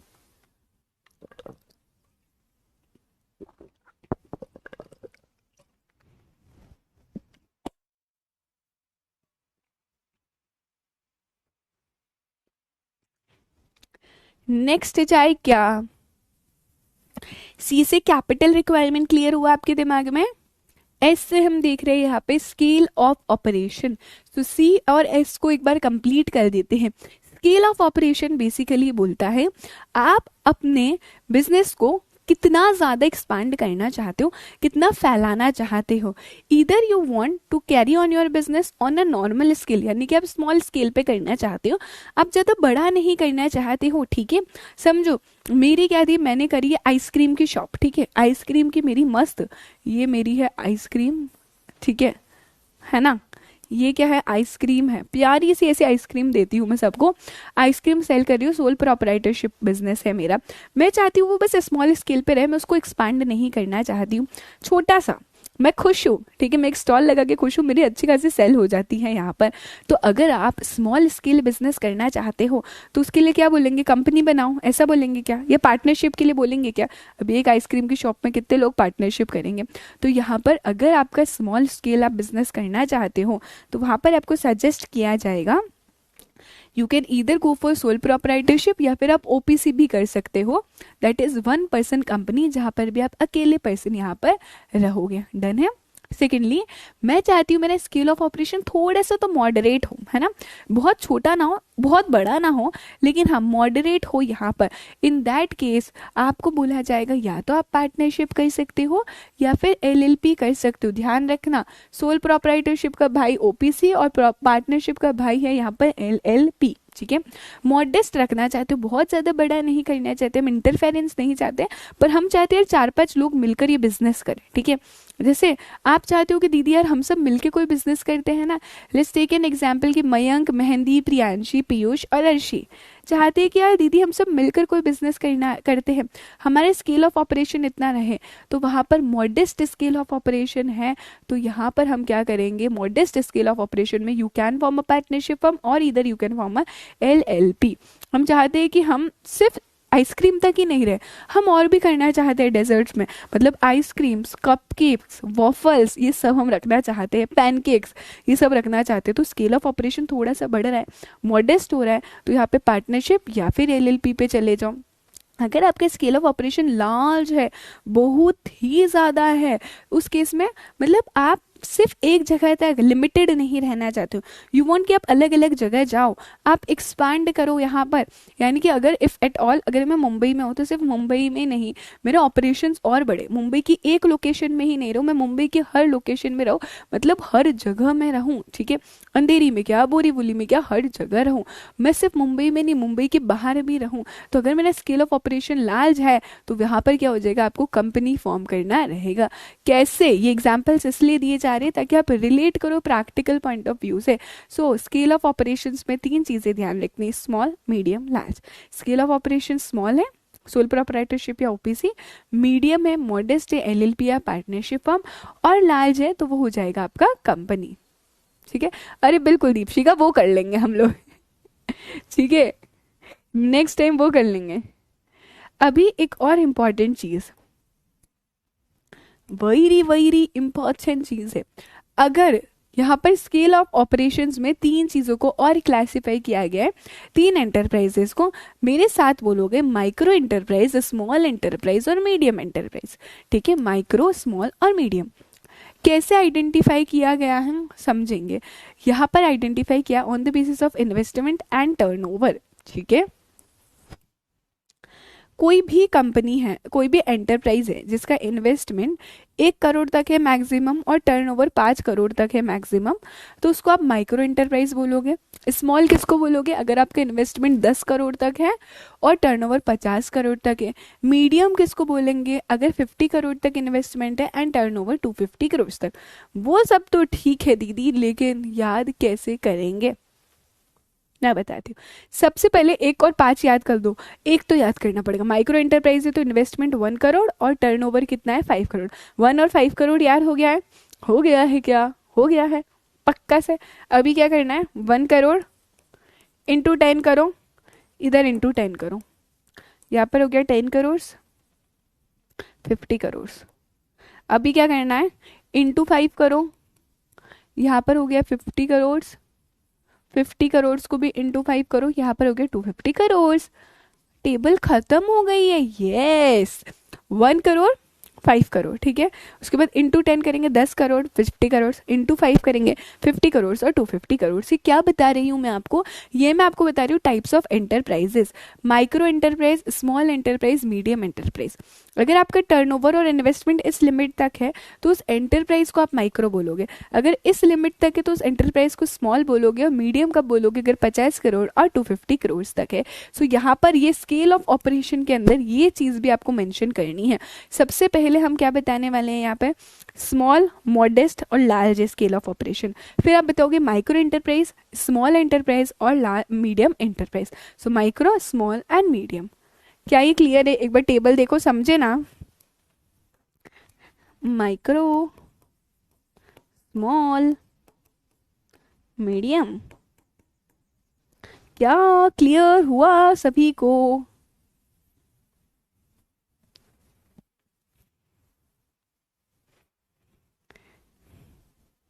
Done हुआ?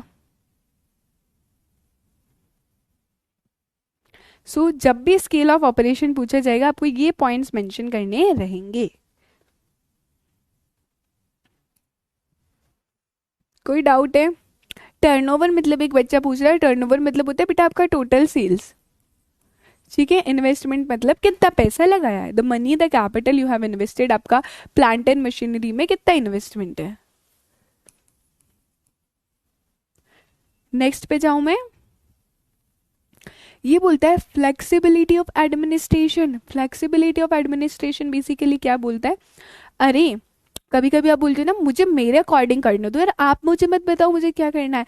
तो ये हो गया आपकी फ्लेक्सिबिलिटी की, कोई प्रोसेस इतना रिजिड नहीं है, you are doing whatever you want in your way only, flexibility से काम कर रहे हो। तो यहाँ पर भी हम देखेंगे कि आप जो बिजनेस करना चाहते हो उसमें वॉट यू वॉन्ट, कि आप अपने अकॉर्डिंग सारा काम करो या फिर थोड़ा बहुत इंटरफेरेंस आपको चलेगा।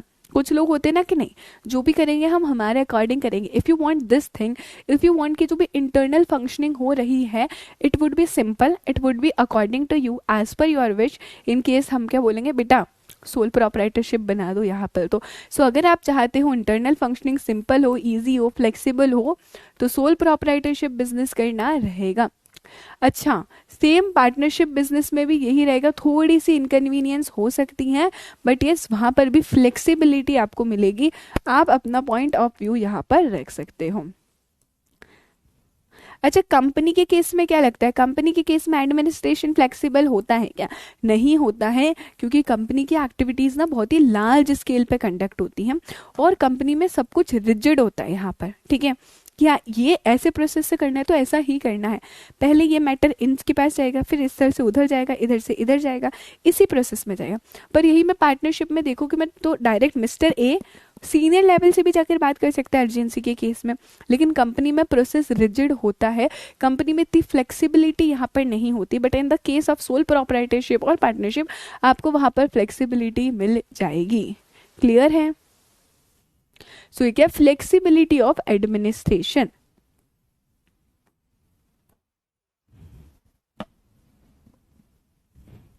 यस।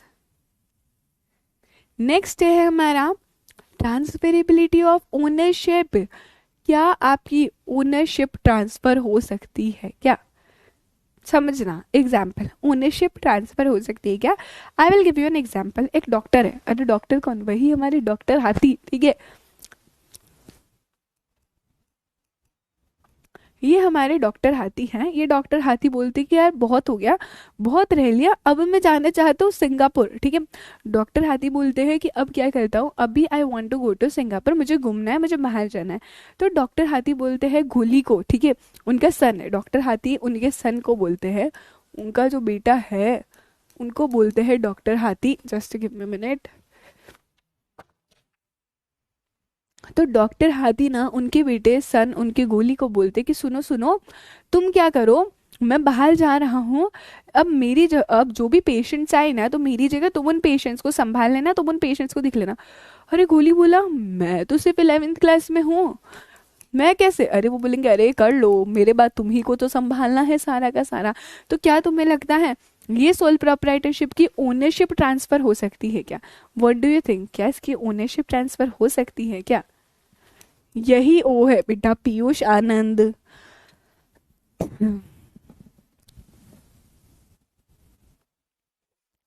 नहीं, सोल प्रोप्राइटरशिप में आपकी ओनरशिप ट्रांसफर नहीं हो सकती, because you are the single person, सिर्फ आप ही ओनर हो।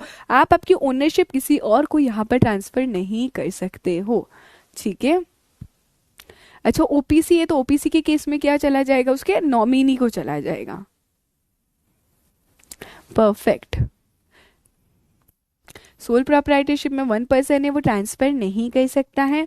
अच्छा, पार्टनरशिप फर्म है, तो अगर पार्टनरशिप फर्म है तो वो डिसाइड करके किसी नए पार्टनर को यहाँ पर एडमिट कर सकते हैं और उन्हें ओनरशिप का बेनिफिट दे सकते हैं। बट यस, ये पार्टनर्स डिसाइड करेंगे कि किसी और पर्सन को ओनरशिप देनी है क्या। फॉर एग्जाम्पल 3 लोग ऑलरेडी है, काजल, ऋषभ और आयशा। काजल, ऋषभ एंड आयशा और ऑलरेडी इन पार्टनरशिप, ठीक है। सो can I say these 3 people are the owner of a partnership firm.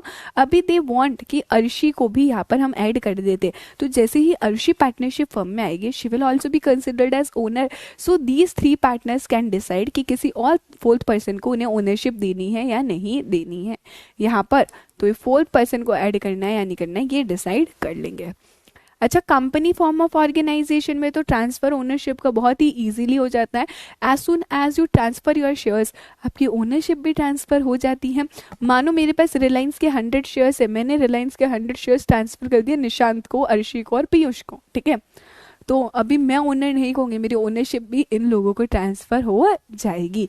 So company form of organisation में शेयर्स ट्रांसफर करते से ही आपकी ओनरशिप भी किसी और पर्सन के फेवर में यहाँ पर ट्रांसफर हो जाएगी। M I clear?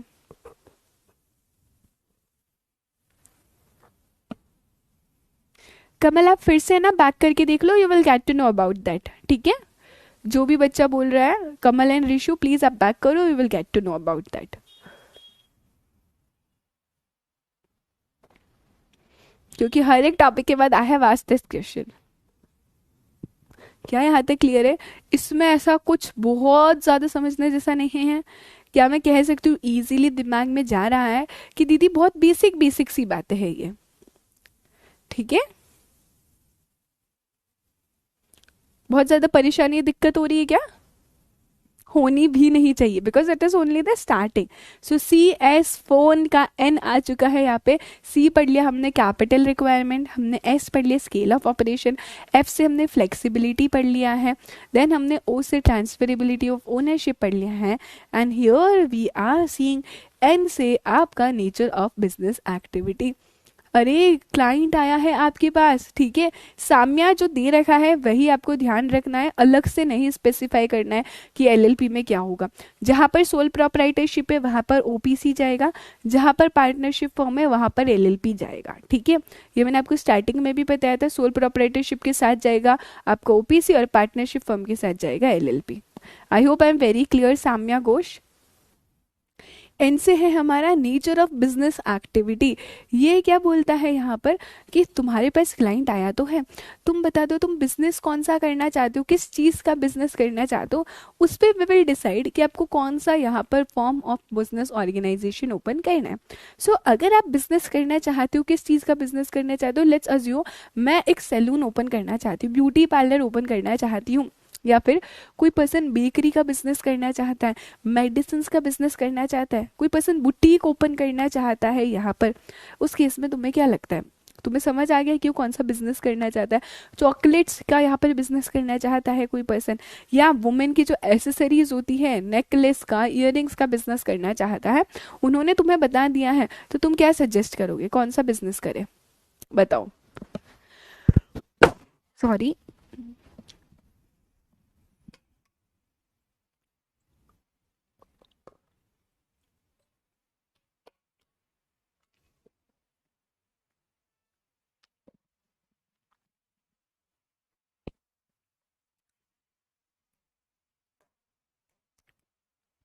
क्या बोलता है तुम्हारा सीएस वाला दिमाग? क्या करोगे? Sole proprietorship. गरिमा बोलती मैम मेरे पास जो क्लाइंट आएगा उनको तो मैं बोलूंगी कि सोल प्रोपराइटरशिप करो। बिल्कुल सही गरिमा, स्तुति, अर्षय गुप्ता, एकदम सही। तो ये जो छोटे मोटे ट्रेडिंग वाले बिजनेसेस है यहाँ पर, या पर्सनल सर्विसेज वाले जो भी बिजनेस रहेंगे, उन फॉर्म में क्या रहेगा, आपका सोल प्रोपराइटरशिप प्रीडोमिनेंट रहता है।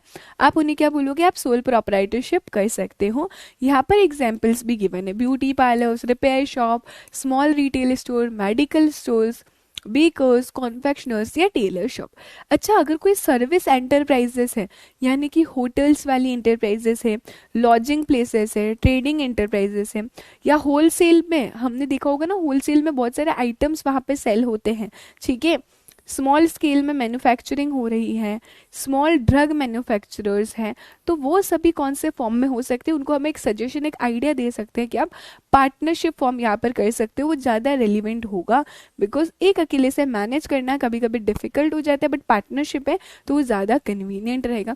अच्छा, अगर कोई बिजनेस बहुत ही लार्ज लेवल पर करना चाहता है, हम मल्टीपल शॉप्स ओपन करना चाहते हैं, यहाँ पे आप सुपर मार्केट ओपन करना चाहते हो, तो उस केस में क्या बोलोगे आप, कंपनी फॉर्म यहाँ पर कर दो।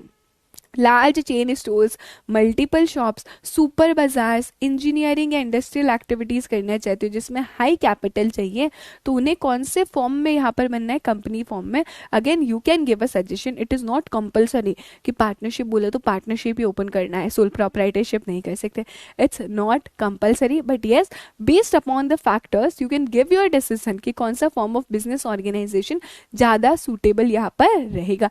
प्रीडोमिनेंट मतलब ज़्यादातर सोल प्रोप्राइटरशिप होता है बेटा उधर, अगर स्मॉल ट्रेडिंग बिजनेस है और पर्सनल सर्विसेज है तो, ठीक है। सीएस फोन क्लियर हुआ हमारे दिमाग में, कोई डाउट है?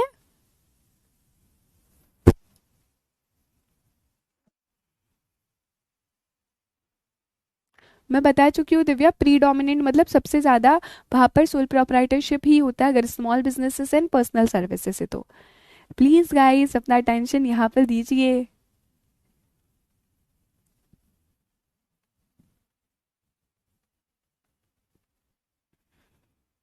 डन। नेक्स्ट चाहे एम सी एस फोन हो गया है, मिस डीजीएम में एम देख लेते, दैट इज मैनेजरियल एबिलिटी। अभी तुम्हें क्या लगता है, एक अकेला पर्सन क्या सभी चीज में एक्सपर्ट हो सकता है क्या? नॉट पॉसिबल, है ना। एक अकेला पर्सन हर एक चीज में एक्सपर्ट नहीं हो सकता, he will not have expertise in all these areas.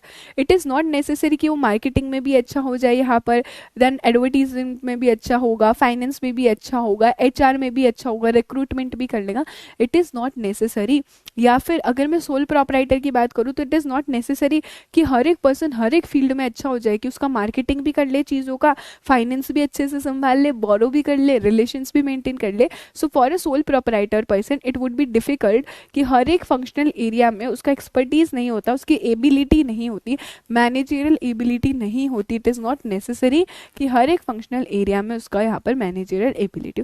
Talking about the partnership, तो यहाँ पर पार्टनरशिप और कंपनी के केस में क्या होता है, there is a division of work.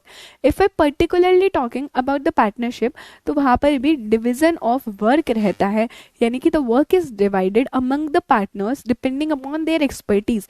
कौन किस में एक्सपर्ट है उस अकॉर्डिंग आप क्या करोगे, उधर उन्हें वर्क डिवाइड कर लेते हो, जिससे वो person specifically bar bar repetition of work होता है and that particular person becomes expertise in that work. ये पार्टनरशिप में होता है। सेम गोज विथ हमारा कंपनी, अलग अलग डिपार्टमेंट होते हैं हर एक चीज़ के लिए, लॉजिस्टिक्स के लिए अलग होता है, एडवर्टीजमेंट के अलग, मार्केटिंग के लिए अलग, सेक्रेटरी अलग, लीगल अलग, एचआर अलग, फाइनेंशियल अलग। तो हर एक पर्सन अपने काम में यहाँ पर स्पेशलाइजेशन उसे मिल जाता है, बेटर अपॉर्चुनिटी मिल जाती है, और इसी वजह से उसका डिसीजन मेकिंग स्ट्रांग होता है, परफेक्ट होता है, बिकॉज मैनेज करने के लिए काफ़ी लोग हैं। बट सोल प्रॉपराइटरशिप में मैनेजरियल एबिलिटी इतनी अच्छी नहीं होती, इट इज़ नॉट नेसेसरी कि उसको हर एक एरिया का यहाँ पर नॉलेज हो। Am I clear? Easy peasy है।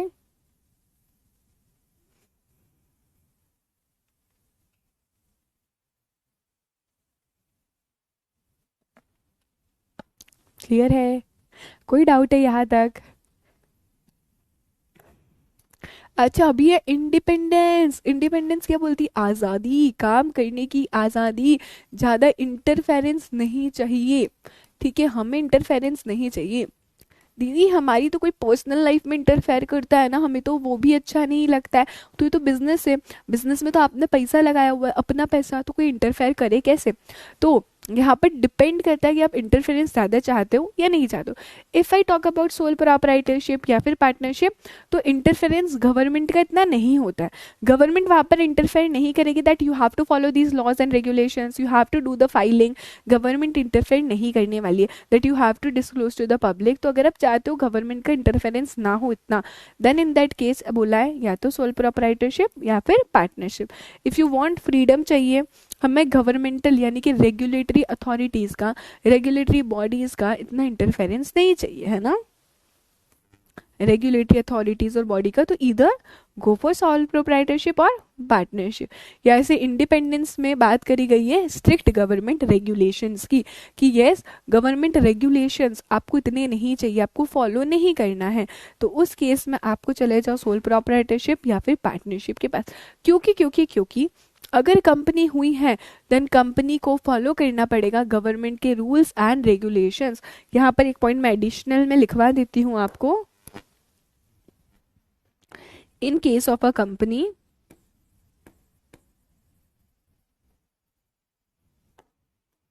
it has to follow the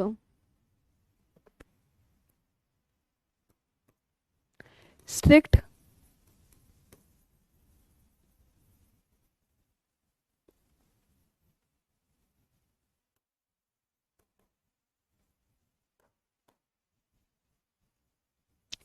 government rules and regulations.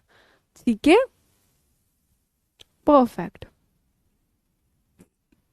ये लिख रखा है यहाँ पे कि कंपनी है तो स्ट्रिक्ट गवर्नमेंट रेगुलेशंस आपको फॉलो करना पड़ेगा, पर सोल प्रोप्राइटरशिप और पार्टनरशिप में नहीं होगा। मिस का एस आ गया है हमारे पास, that is stability of the business.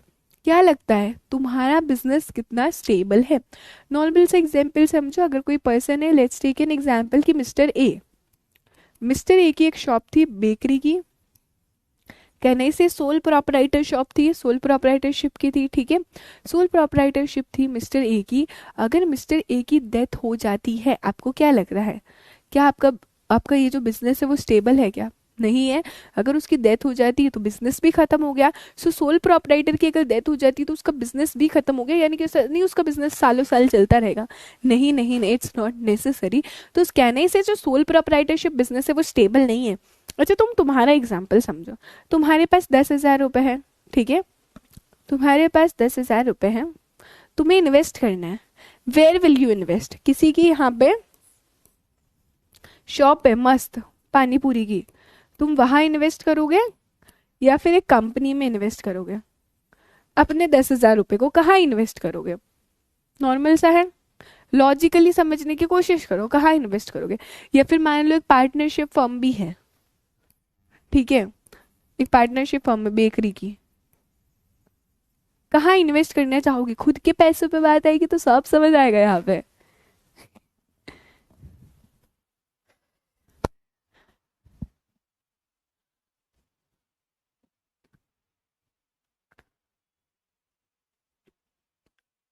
Company company company सब बोल रहे, प्रियांशी, शिफाली, अर्शी, मयंक, आदित्य, साधक, दीदी कंपनी में। क्यों भाई, क्यों इधर क्यों नहीं, सोल प्रोप्राइटरशिप में क्यों नहीं, या पार्टनरशिप फर्म में क्यों नहीं?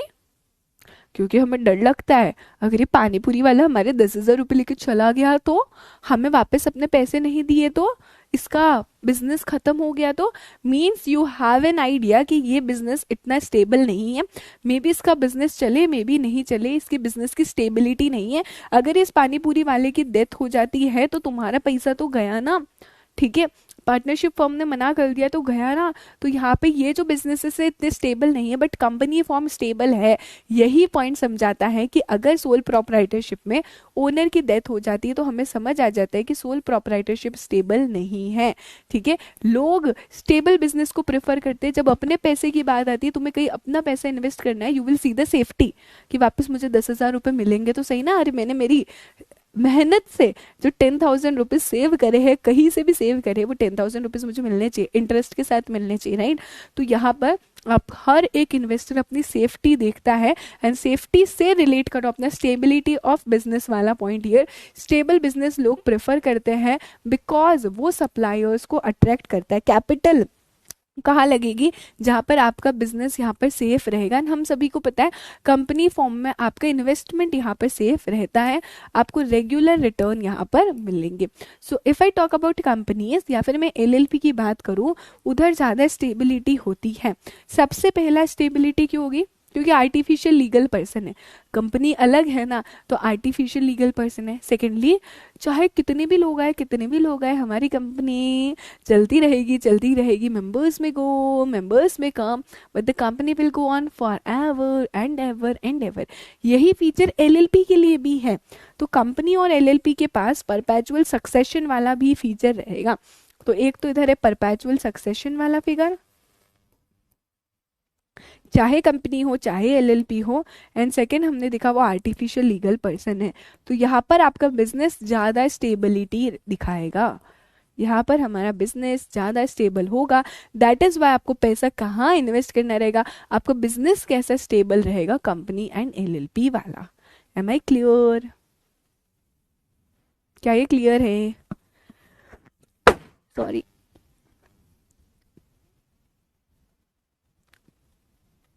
एक और एस देख लेते हैं हम लोग, दैट इज सीक्रेसी। ऐसा वाला, ठीक है। सीक्रेसी क्या बोलते हैं? चुप रहना बाबा, किसी को मत बोलना। ये तो हमारा कैसा सीक्रेट है? टॉप सीक्रेट है, ठीक है। तो तुम्हें क्या लगता है सबसे ज्यादा सीक्रेसी कहाँ पर मेंटेन होगी? कि हाँ, ये जो चीज मुझे पता है वो मुझे ही पता है। अभी मेरी आइसक्रीम इतनी फेमस है, इतनी फेमस है कि दूर दूर से लोग आते हैं वहां पर, ठीक है। मैं कुछ तो ऐसा डालती हूँ ना अपनी आइसक्रीम में, कुछ तो ऐसी कंपोजिशन है जो किसी को पता नहीं कि सब आइसक्रीम मेरे यहीं पर ही खाने आते हैं, क्योंकि भैया कुछ तो अलग है मेरी आइसक्रीम में यहाँ पर, ठीक है। तुम्हें क्या लगता है, क्या उन्हें कभी पता चलेगा? Until and unless I want tell, किसी को पता नहीं चलेगा। So if I have a sole proprietorship business, my secret would be remain secret, because किसी को पता नहीं चलेगा। यहाँ पर सोल प्रोप्राइटरशिप में सीक्रेसी मेंटेन रहती है। अगर आप सोल प्रोप्राइटर हो तो जो ऑन्टरप्रीनियर है वो सेलेक्ट करेगा सोल प्रोप्राइटरशिप, अगर उसे चाहिए कि सीक्रेसी मेंटेन रहे, किसी को भी यहाँ पर पता ना चले। अच्छा, if I talk about partnership firm, तो यहाँ पर यू हैव टू सी कि आपको कौन से पार्टनर को कितनी बात बतानी है। जैसे कि आपके फ्रेंड्स का ग्रुप भी होगा, आपको पता है कौन सा फ्रेंड कैसा है, सो आप बोलोगे अरे इसको ये बात मत बताना, वरना तो सबको पता चल जाएगा। या किसी को आपने बात बता दी, यू कैन ट्रस्ट हिम, हाँ इसको ये बात बता सकते हो, यहाँ से बात कहीं जाने वाली नहीं है। वही पार्टनरशिप फर्म में भी होगा। You have to carefully weigh, you have to carefully decide whether other partners को आपको ये बात बतानी है या नहीं, whether other partners will be able to maintain your secret और नॉट। तो यहाँ पे पार्टनरशिप फर्म में you have to carefully wisely decide that whether the other partners can maintain your secret or not, ठीक है। सो पार्टनरशिप फॉर्म में you are the one जो decide करेगा कि क्या आपका जो सीक्रेट है दूसरा पर्सन को बताना है या नहीं बताना। अच्छा, if I talk about the company, तो कंपनी के केस में क्या बोला गया यहाँ पर? कंपनी में तो सीक्रेसी रिस्ट्रिक्ट होती है, बिकॉज यहाँ पर बिजनेस इस वे में कंडक्ट होता है कि सबको पता होता है, ड्यूरिंग द मैन्युफैक्चरिंग प्रोसेस भी पता चल जाता है। तो कंपनी में सीक्रेसी थोड़ी रेस्ट्रिक्ट रहती, क्योंकि मैन्युफैक्चरिंग प्रोसेस कैसा हो रहा है, लार्ज लेवल पर होता है, सबको पता है क्या कंपोजिशन है, कैसा कुछ आप कर रहे हो, क्या चीज़ आपको मेंशन करनी है। प्रॉफिट्स की, फाइनेंशियल्स की बात करूँ तो वो भी सबको मेंटेन पता रहता है। सो कंपनी फॉर्म में इतना ज़्यादा सीक्रेसी यहाँ पर नहीं होगा। क्लियर है? कंपैरेटिवली इतना सीक्रेसी नहीं होता है। एम आई क्लियर यहाँ तक?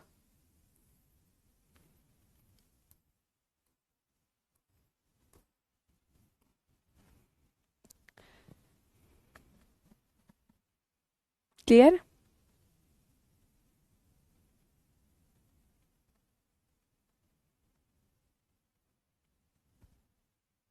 चलो, सो बाकी के टॉपिक्स हम कल पढ़े, और you want me to complete this chapter? बता दो, आज के लिए काफ़ी है, और do you want me to complete this chapter कि मैम ये कंप्लीट करा दो आज ये chapter? Because we have time, मैं करवा सकती हूँ, but I want you all to let me know कि आप क्या चाहते हो, बिकॉज इधर जाना चाहिए मेन। ये हमारा पहला लेक्चर है, थोड़ा सा इंट्रोडक्टरी लेक्चर भी है, इसलिए आपके दिमाग में जाना चाहिए।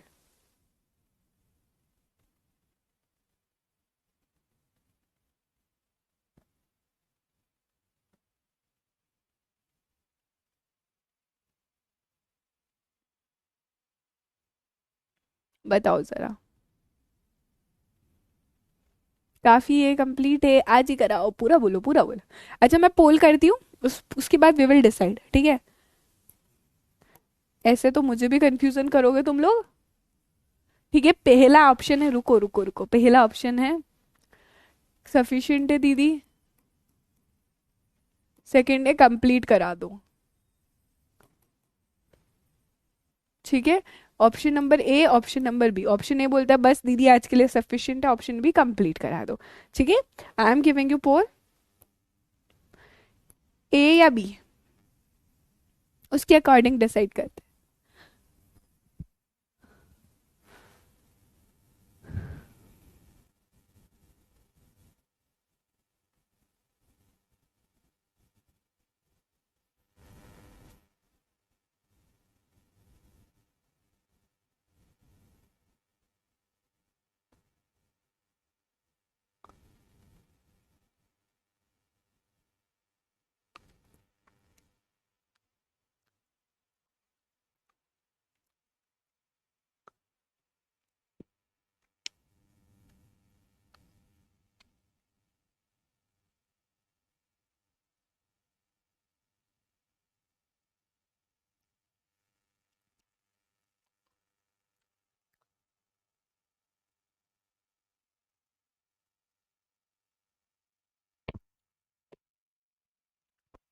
चलो लेट्स सी, मैं क्या टिक करूँ, ऑप्शन ए या बी? देखो मेरा मन तो कंप्लीट करवाने का, बस लेट्स सी आप क्या चाहते हो। सो ओके, सो 70% बच्चे बोल रहे दीदी सफिशिएंट है, ठीक है फिर चलो। बाकी 30%, अगर आपको लगता है इट्स सफिशिएंट टिल नाउ, बहुत ज़्यादा नहीं ले पाते हो, because because because it is the first lecture, इसलिए मैं आपसे पूछ रही हूँ। क्योंकि पहला लेक्चर आई डोंट वांट बहुत ज़्यादा हैवी दिमाग पे चला जाए, मैं चाहती हूँ आपको इस सब्जेक्ट से बहुत ज़्यादा सा मोहब्बत हो जाए, एग्जाम्शन ला कर रहो, दैट्स वाई। और आप लोग सुबह से पढ़ रहे हो, I know this thing, but please be mentally prepared for this thing. इस चीज़ के लिए मेंटली प्रिपेयर हो जाना कि हमारी क्लासेस हमेशा 1:30 to 3:30 रहेगी, हाफ आवर का ब्रेक रहेगा, उसके बाद 4 to 6 रहेगी। तो अपने दिमाग को प्रिपेयर करो, अब आप छोटे बच्चे नहीं हो कि हाँ 1 घंटे पहले चले जाएंगे हम लोग, इट्स नॉट द केस। ठीक है, तो आपके दिमाग को प्रिपेयर करना पड़ेगा कि हमें 7 to 8 आवर्स क्लासेस देखनी है, हमें 7 to 8 आवर्स पढ़ना है, तो पढ़ना ही पड़ेगा, you don't have any other option. So ये because it is the only first class, that's why ये थोड़े से प्रिविलेज मैं आप लोगों को दे रही हूँ, बट नॉट एट ऑल, सारी क्लासेस में ऐसा बिल्कुल भी नहीं होगा। तो इस चीज़ के लिए मेंटली प्रिपेयर रहने का, ठीक है? कि अब से जो भी नेक्स्ट क्लासेस होगी it will be of 2 hours, इसका ड्यूरेशन 2 आवर्स का रहने वाला है हमेशा। सब ये मत पूछना मैम कितनी देर का कितनी देर का, हर क्लास हमारी 2 घंटे की ड्यूरेशन रहेगी मिनिमम। ठीक है,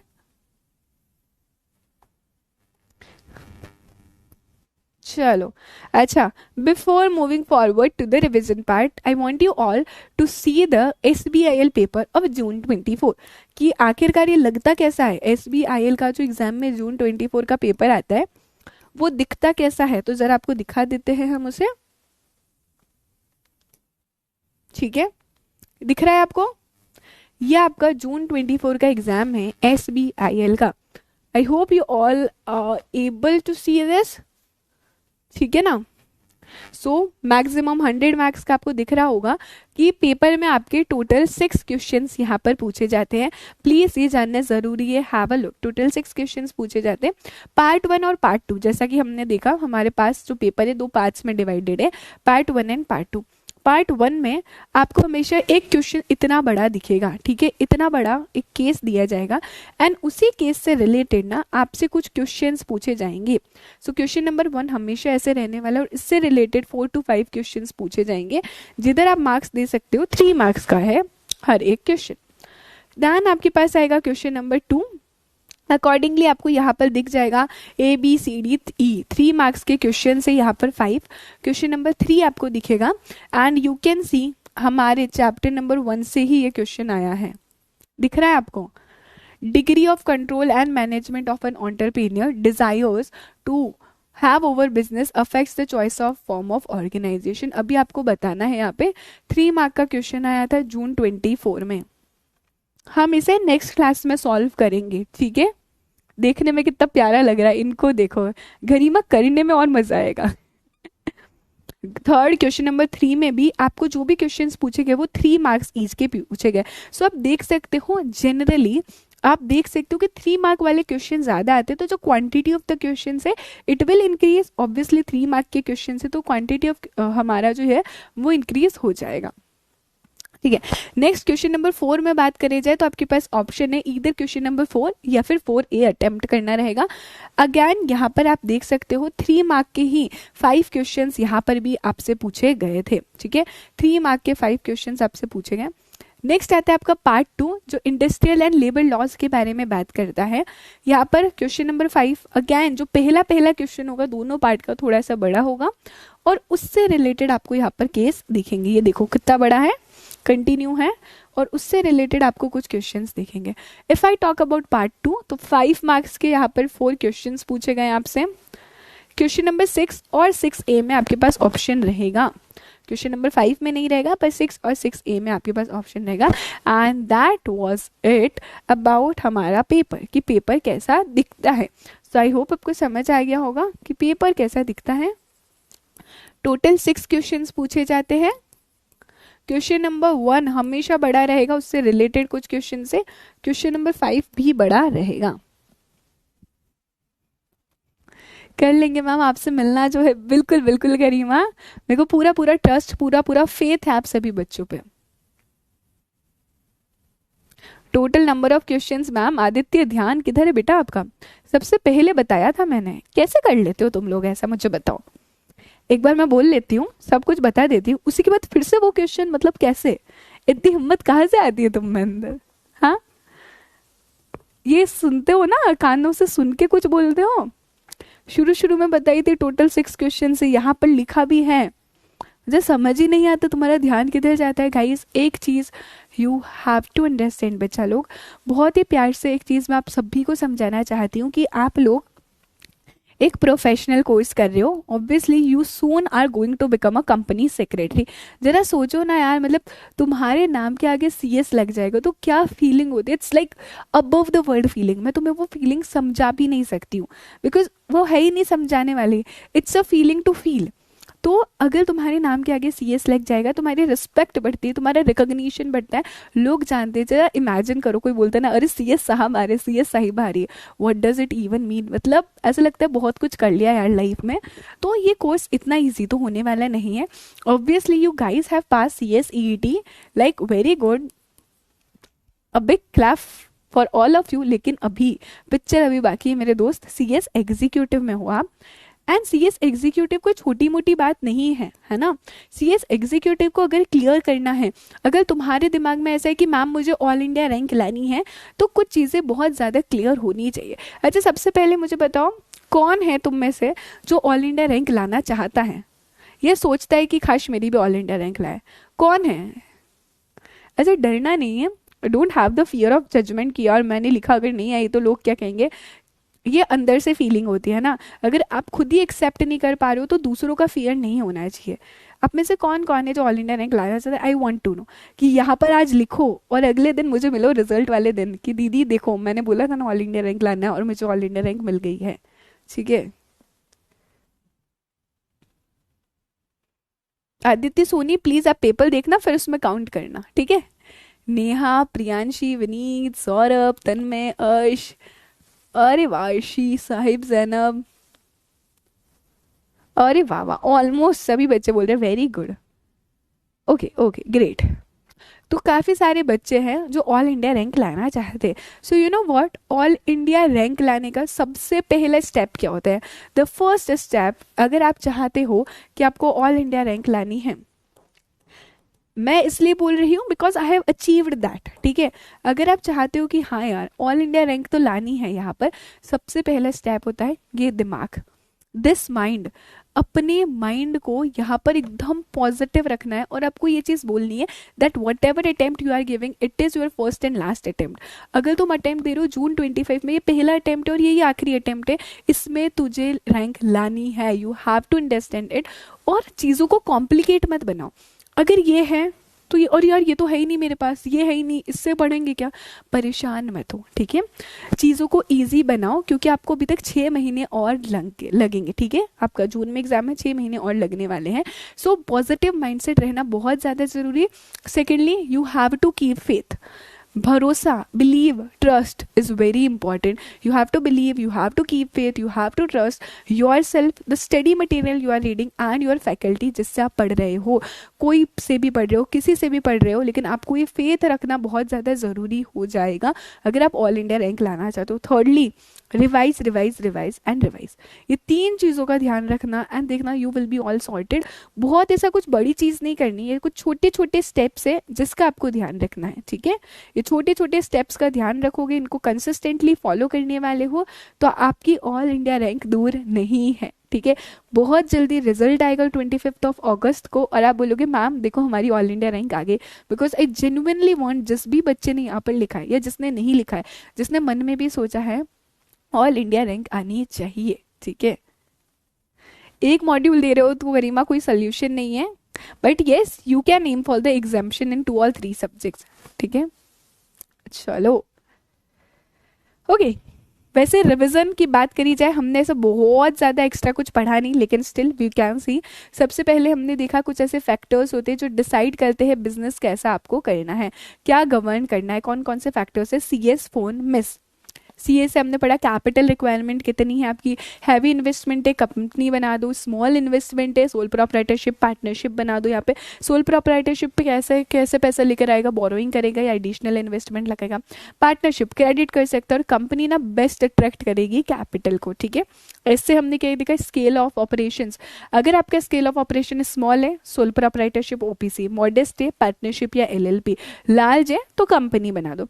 माइक्रो स्मॉल और मीडियम एंटरप्राइजेस हमने यही देखी, फटाफट फटाफट recall. 1 crore 5 crore investment turnover, 1 crore into 10, 10 crore 50 crore into 5 करना है, 50 करोड़ और 250 करोड़। ये खत्म हो गया आपका स्केल ऑफ ऑपरेशन, ठीक है। CS हो गया। F से हमने देखा फ्लेक्सिबिलिटी ऑफ एडमिनिस्ट्रेशन, अगर आप चाहते हो फ्लेक्सिबिलिटी रहे, इंटरनल मैनेजमेंट करो, सोल प्रोप्राइटरशिप करो। अदरवाइज अगर कंपनी है तो आपकी इतनी फ्लेक्सिबिलिटी रही रहने वाली है। O से हमने देखा transferability of ownership, sole proprietorship में आपकी ओनरशिप ट्रांसफर नहीं हो सकती है। पार्टनरशिप में आप डिसाइड कर लोगे सारे पार्टनर्स किसी नए पार्टनर को एडमिट कर सकते हो, और कंपनी में तो ओनरशिप ट्रांसफर हो सकती है बाय यहाँ पर transfer of shares. NCSFON, N से हमने क्या देखा, नेचर ऑफ बिजनेस, कैसा बिजनेस करना चाहते हो। तो अगर आप स्मॉल रिटेल बिजनेस करना चाहते हो, पर्सनल सर्विसेज वाला बिजनेस करना चाहते हो, तो सोल प्रोप्राइटरशिप कर लो। सर्विसेज वगैरह कर देना चाहते हो, होटल की services, lodging services, wholesale business, partnership कर लो, ठीक है। और अगर आप बिजनेस एक्टिविटी बहुत बड़ा करना चाहते हो, जैसे कि सुपर बाजार, मल्टीपल चेन स्टोर्स, तो आप क्या करो, कंपनी खोल दो, ठीक है। CS फोन हो गया है, हमने CS फोन पढ़ लिया था। M से हमने क्या देखा है यहाँ पर, M से हमने देखा मैनेजरियल एबिलिटी, एक अकेला पर्सन यहाँ पर सब कुछ मैनेज नहीं कर सकता है, ठीक है। लेकिन अगर सारे लोग हैं तो मैनेज कर पाएंगे। कंपनी और पार्टनरशिप फॉर्म के केस में डिवीजन ऑफ वर्क होता है, जिससे एक पर्सन स्पेशलाइज बन जाता है अपने खुद के ही काम में, ठीक है। उसके बाद हमने देखा इंडिपेंडेंस, तो यहाँ पे इंडिपेंडेंस किसके लिए बात करेंगे, गवर्नमेंट रेगुलेशन। अगर कंपनी है तो वहाँ पे गवर्नमेंट रेगुलेशंस उसको यहाँ पर कंप्लाई करने पड़ेंगे, बट अगर सोल प्रोप्राइटरशिप या फिर पार्टनरशिप है तो गवर्नमेंट रेगुलेशंस कंप्लाई करने की जरूरत नहीं है। ऐसे हमने क्या देखा, सीक्रेसी, सीक्रेट मेंटेन करना है। Sole proprietorship is the best, secret maintain रहने वाला है। पार्टनरशिप फॉर्म में you have to carefully decide whether the other partner can keep your secret और नॉट कीप योर सीक्रेट। लेकिन कंपनी में तो सीक्रेसी जैसा इतना कुछ नहीं होता है, कंपनी में ऑलमोस्ट पता चल जाता है यहाँ पर। अच्छा, नेक्स्ट हमने देखा stability of the business. Stability of business यहाँ पर बहुत बड़ा फैक्टर्स हो जाता है, because based upon that the investors will invest the money in your organisation. तो सोल प्रोप्राइटरशिप यहाँ पर स्टेबल नहीं रहा गया है, पार्टनरशिप भी स्टेबल नहीं है, क्योंकि अगर ओनर की डेथ हो जाती है तो खत्म बिजनेस। लेकिन कंपनी और LLP there is stable because of the feature of artificial legal person, perpetual succession and स्वाहा। हो चुका है आज के लेक्चर का, आप लोगों की बात सुन के आज का लेक्चर ओवर हो चुका है। अदरवाइज वापस लिख देती हूँ, दिमाग में चला जाना।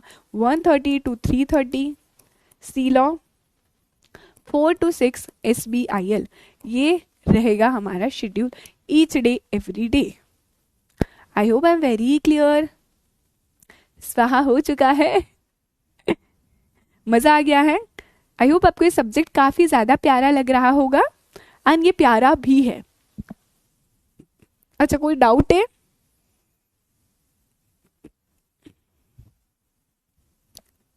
कोई डाउट है क्या इन राजा रानी को, लॉ के राजा रानी को कोई डाउट है क्या? गरिमा, प्रियांशी, आर्यन, अर्शी, क्रिश, स्वाहा करके खुश तो बड़े होंगे आज तुम। चलो नेहा, पीयूष, क्लियर है, क्रिस्टल क्लियर है, awesome, that's what I want for each and every lecture. ज़रूर ज़रूर बताइएगा इन द कमेंट्स कैसा लगा ये लेक्चर, कैसा लगा आज का एक नया सब्जेक्ट आपका स्टार्ट हुआ है। Late me no, you can give your ratings और आप मुझे बता सकते हो। आई होप आप लोग बहुत बहुत अच्छे से पढ़ो, और बहुत बहुत अच्छे से पढ़ना ही है आपको। You don't have any other option left. रोज रोज रिवाइज करना है, रोज का रोज पढ़ना है, रोज का रोज रिवाइज करना है। सो that's it from my side, right. Investment अगर मयंक ज़्यादा होगा तो वो लार्ज एंटरप्राइज कहलाएगी, ठीक है। बड़ी खुशी हो रही है आप लोगों को। चलो, so that's it from my side. बच्चा लोग खूब खूब अच्छे से पढ़ो। Just make yourself proud, make your parents proud, make me proud. Bye.